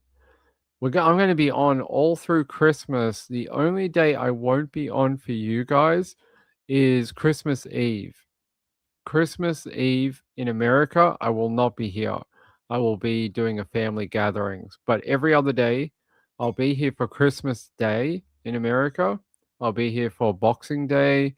I'll be here for New Year's Eve, New Year's Day. We're going to have some fun. I know New Year's Eve, we always have a lot of fun. We go around the country and we look at the fireworks, and we're going to watch the potato, which is always so much fun. Everyone loves the potato. Every year we go to Idaho and do the potato drop, which is like the best thing ever. So we are going to do that. Hey, I want to thank Sean for the donation. It's very kind. It's been a rough year. I don't really understand it myself, because we brought you more content this year, more exclusive information this year than any other year on this channel. And it seems like everyone hates it. And it's been doing my head in for like the last 4 weeks because I don't get it. It's almost like everyone would wish that I never went to the trial. And I mean, it's strange to me because everyone wanted me to go to the trial. So we did it, and now everyone doesn't like it. It's very strange. I'm very confused by it. It doesn't make very much sense to me because everyone was clamoring for it before we went. And then when we did it, everyone's like, no, I don't like that anymore. So I'm not sure. Kaliza said, how is your wife doing? She's doing all right. She's over here. Hey, do you want to say hello? Hi, everyone. That's all you get. I know we're going to do some fun stuff. I know we've still got the cabin to do, right? Yes. Sorry.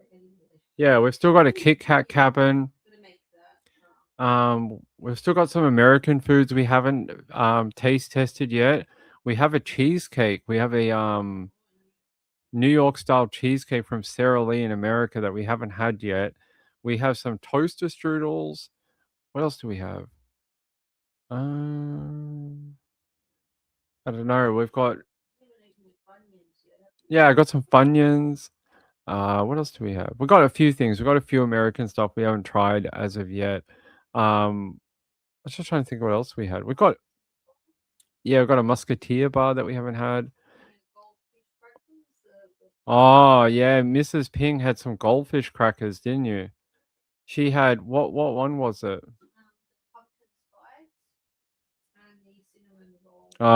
She had these pumpkin spice fish crackers. Yeah, pumpkin. Yeah, she had these pumpkin spice Dunkin' Donut fish crackers, and she really liked them. She was like, "These are like the best thing ever." Here you go. These things. She was able to get a pack of these from the USA store, and she loved them. She thought they were great. Everyone's saying that you need your own microphone.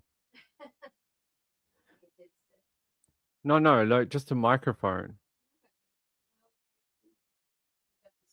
I have a microphone kit that can run multiple microphones. The little one, the little one.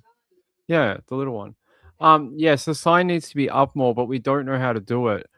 The chain that we got is that length. Like when we bought the sign, they gave us a chain for it. It's that length. We don't know how to fix it. So we're not sure if we have to clip the chain with pliers and then open the hooks up and put them back on. We're worried we're going to snap the metal on the hook though. So we're not 100% sure how to do it.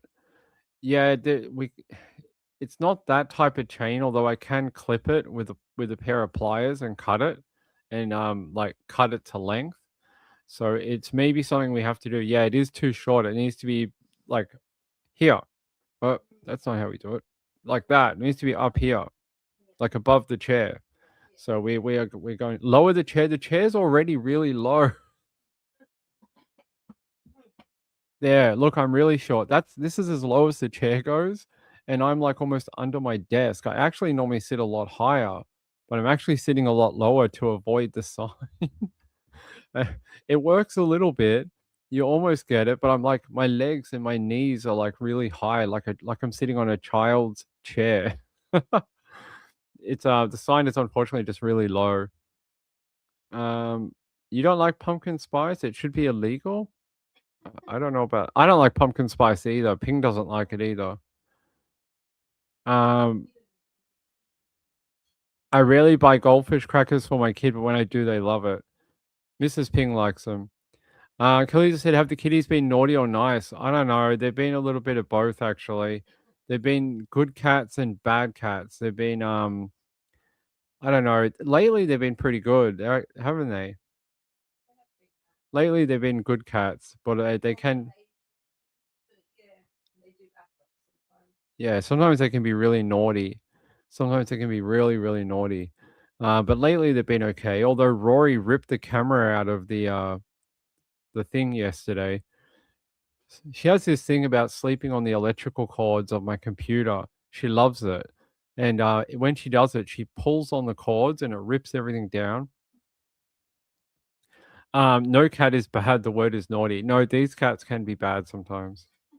Like Michael Jackson bad. Sean said eBay sell goldfish crackers. Well, no, we have a store that we can get it from.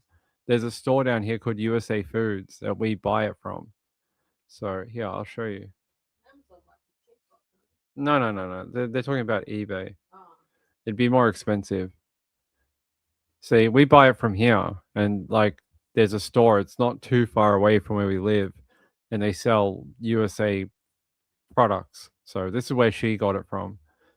This is where we get the pies from. This is where we get all the American food from. Yeah, we're lucky to have a store that so close that does this type of thing. So $12. Well, they're $8.99 on this one.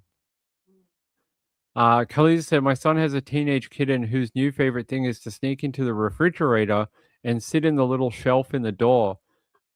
Better check that door like every time. You don't want a frozen cat. Gayla said, we have a USA sweet shop, but the prices are disgusting. This place is not cheap either, unfortunately. Here, I'll show you. It's still expensive for what it is.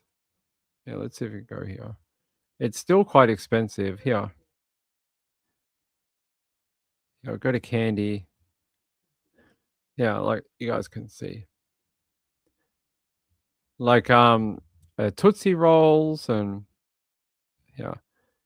I think even like there you go, the Reese's peanut butter trees, a bag of them is $20. Like that's not that cheap.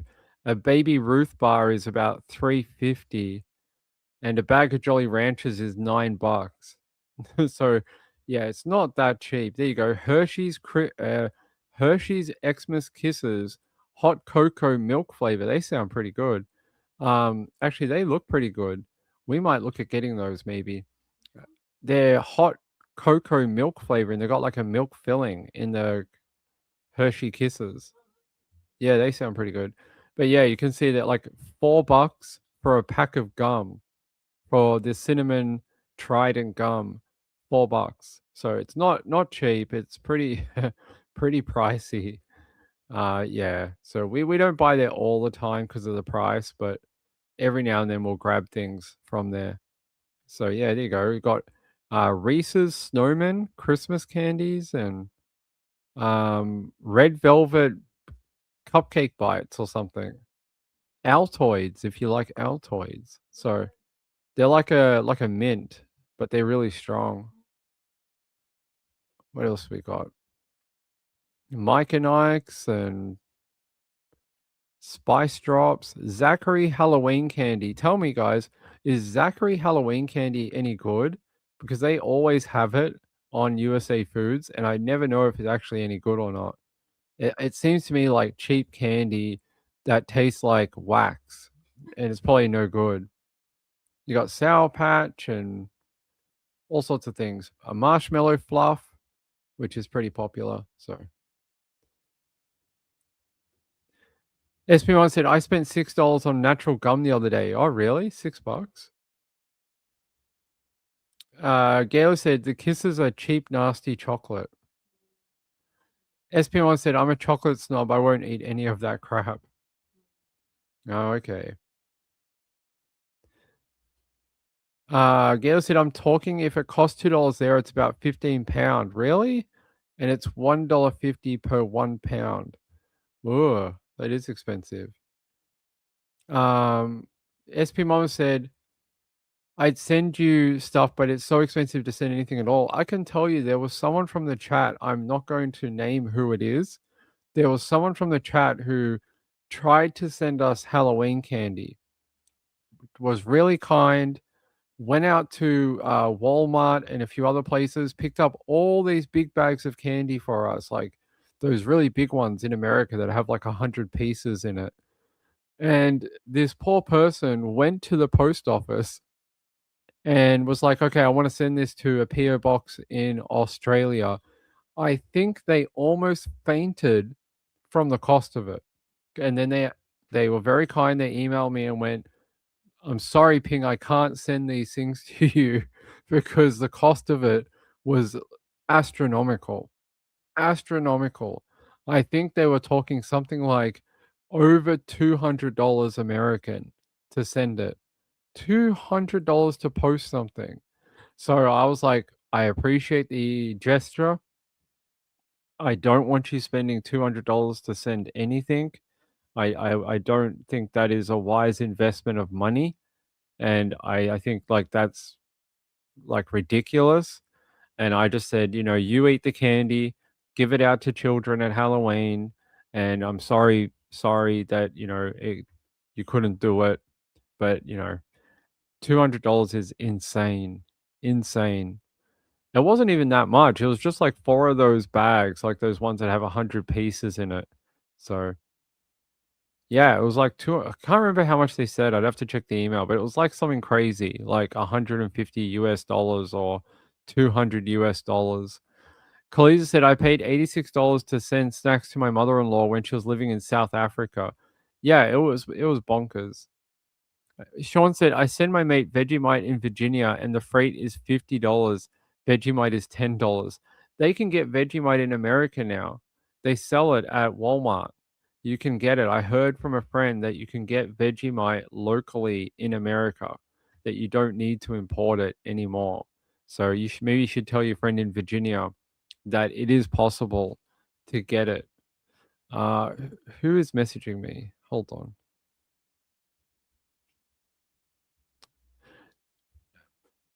That is very kind of that person. I don't know if that person wants me to say who they are. That is very kind. I wasn't whinging for donations. Actually, when I'm saying that stuff, it's not about money. It's more about like the people that used to hang out here every night. That's what's more upsetting to me. Is like the people that used to hang out here before the trial just didn't come back after we did the trial. It's not so much the money or whatever, it's the people. It's like, where did those people go? And I had a couple people comment. They're like, "Oh, I hate the trial stuff.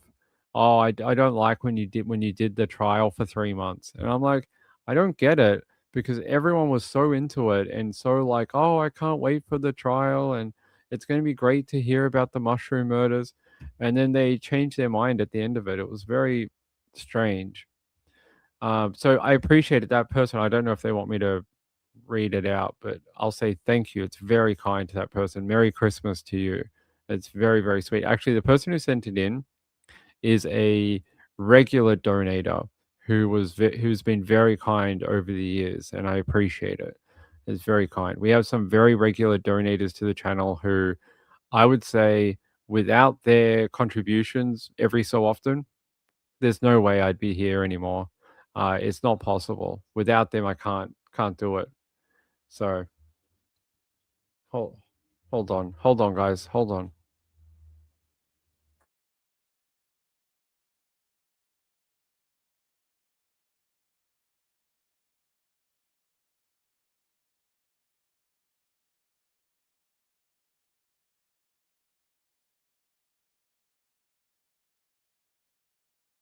All right, sorry. Something happened and I had to ask her about it. Hey, Jeanette, how are you? No, I like I said, it's more about the people. I miss the people that we used to have hanging out here every night. Sean said, I don't think I will buy. Oh, you mean your buddy? Yeah, I won't buy alcohol. I don't drink.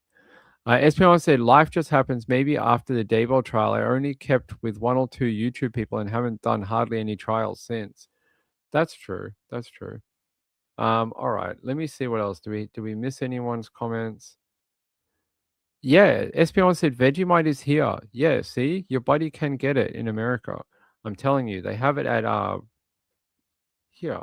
Vegemite.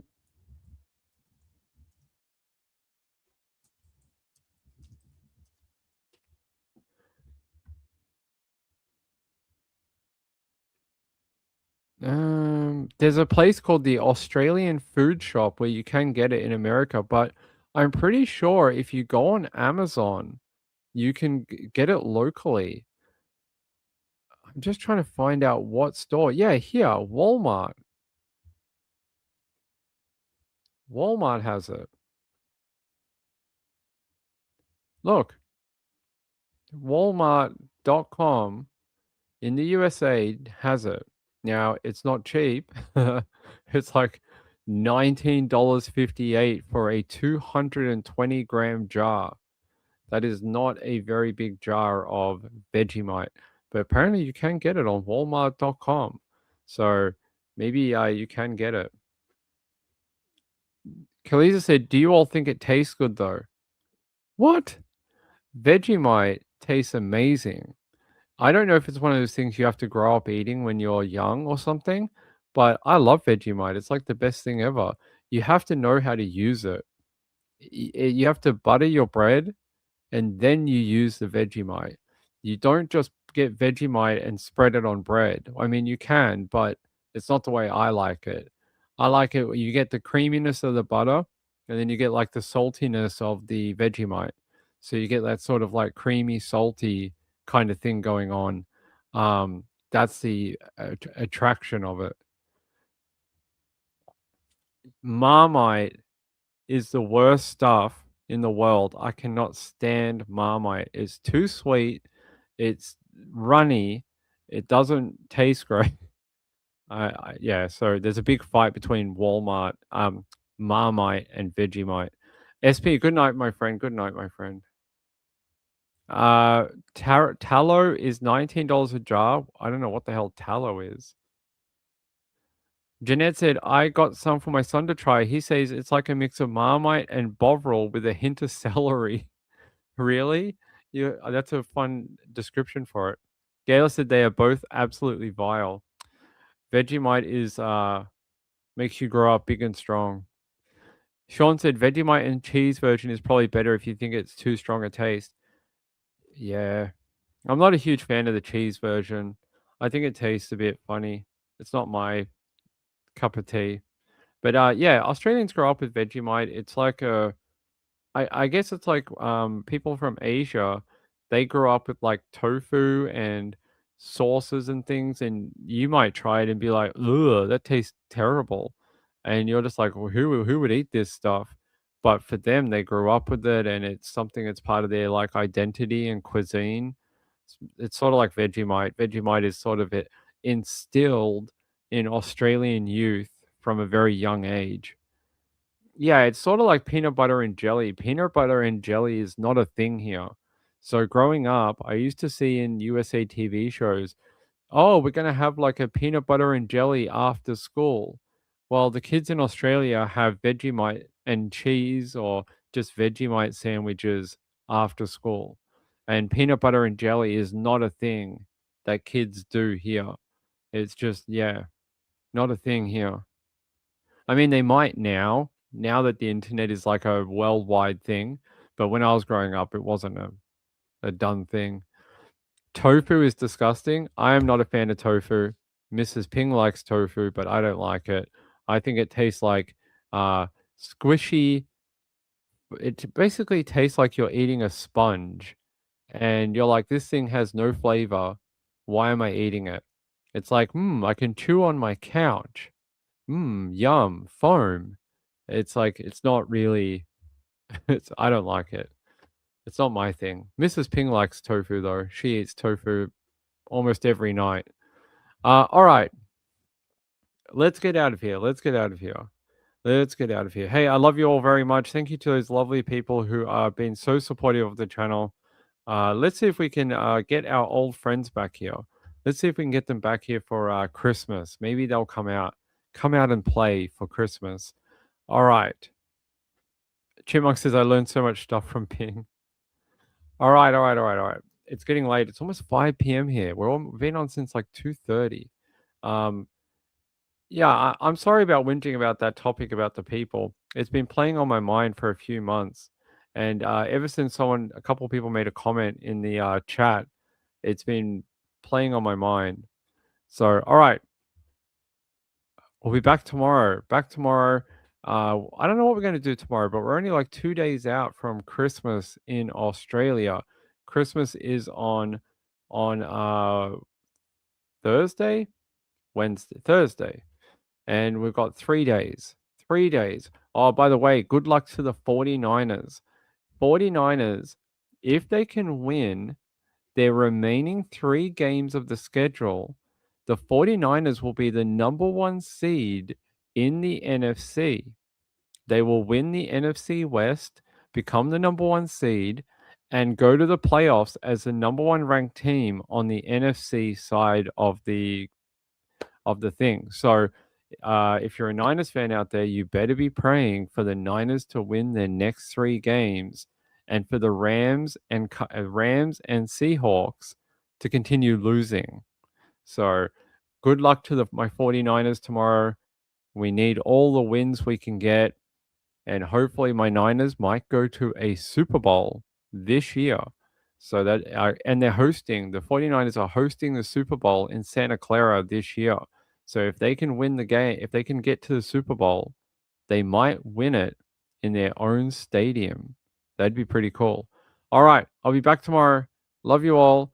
Hope you had a fun night tonight, catching up on random stories that we got to listen to tonight. Day of reflection in Australia. I hope that gave you an insight into maybe what the country is thinking about today. It seems like these protests have kicked off. They're saying here that there's a lot of police out trying to corral people at these protests. So keep an eye on that. Sad week for Australia. Sad week for America too, unfortunately. Love you all. Good night. Bye.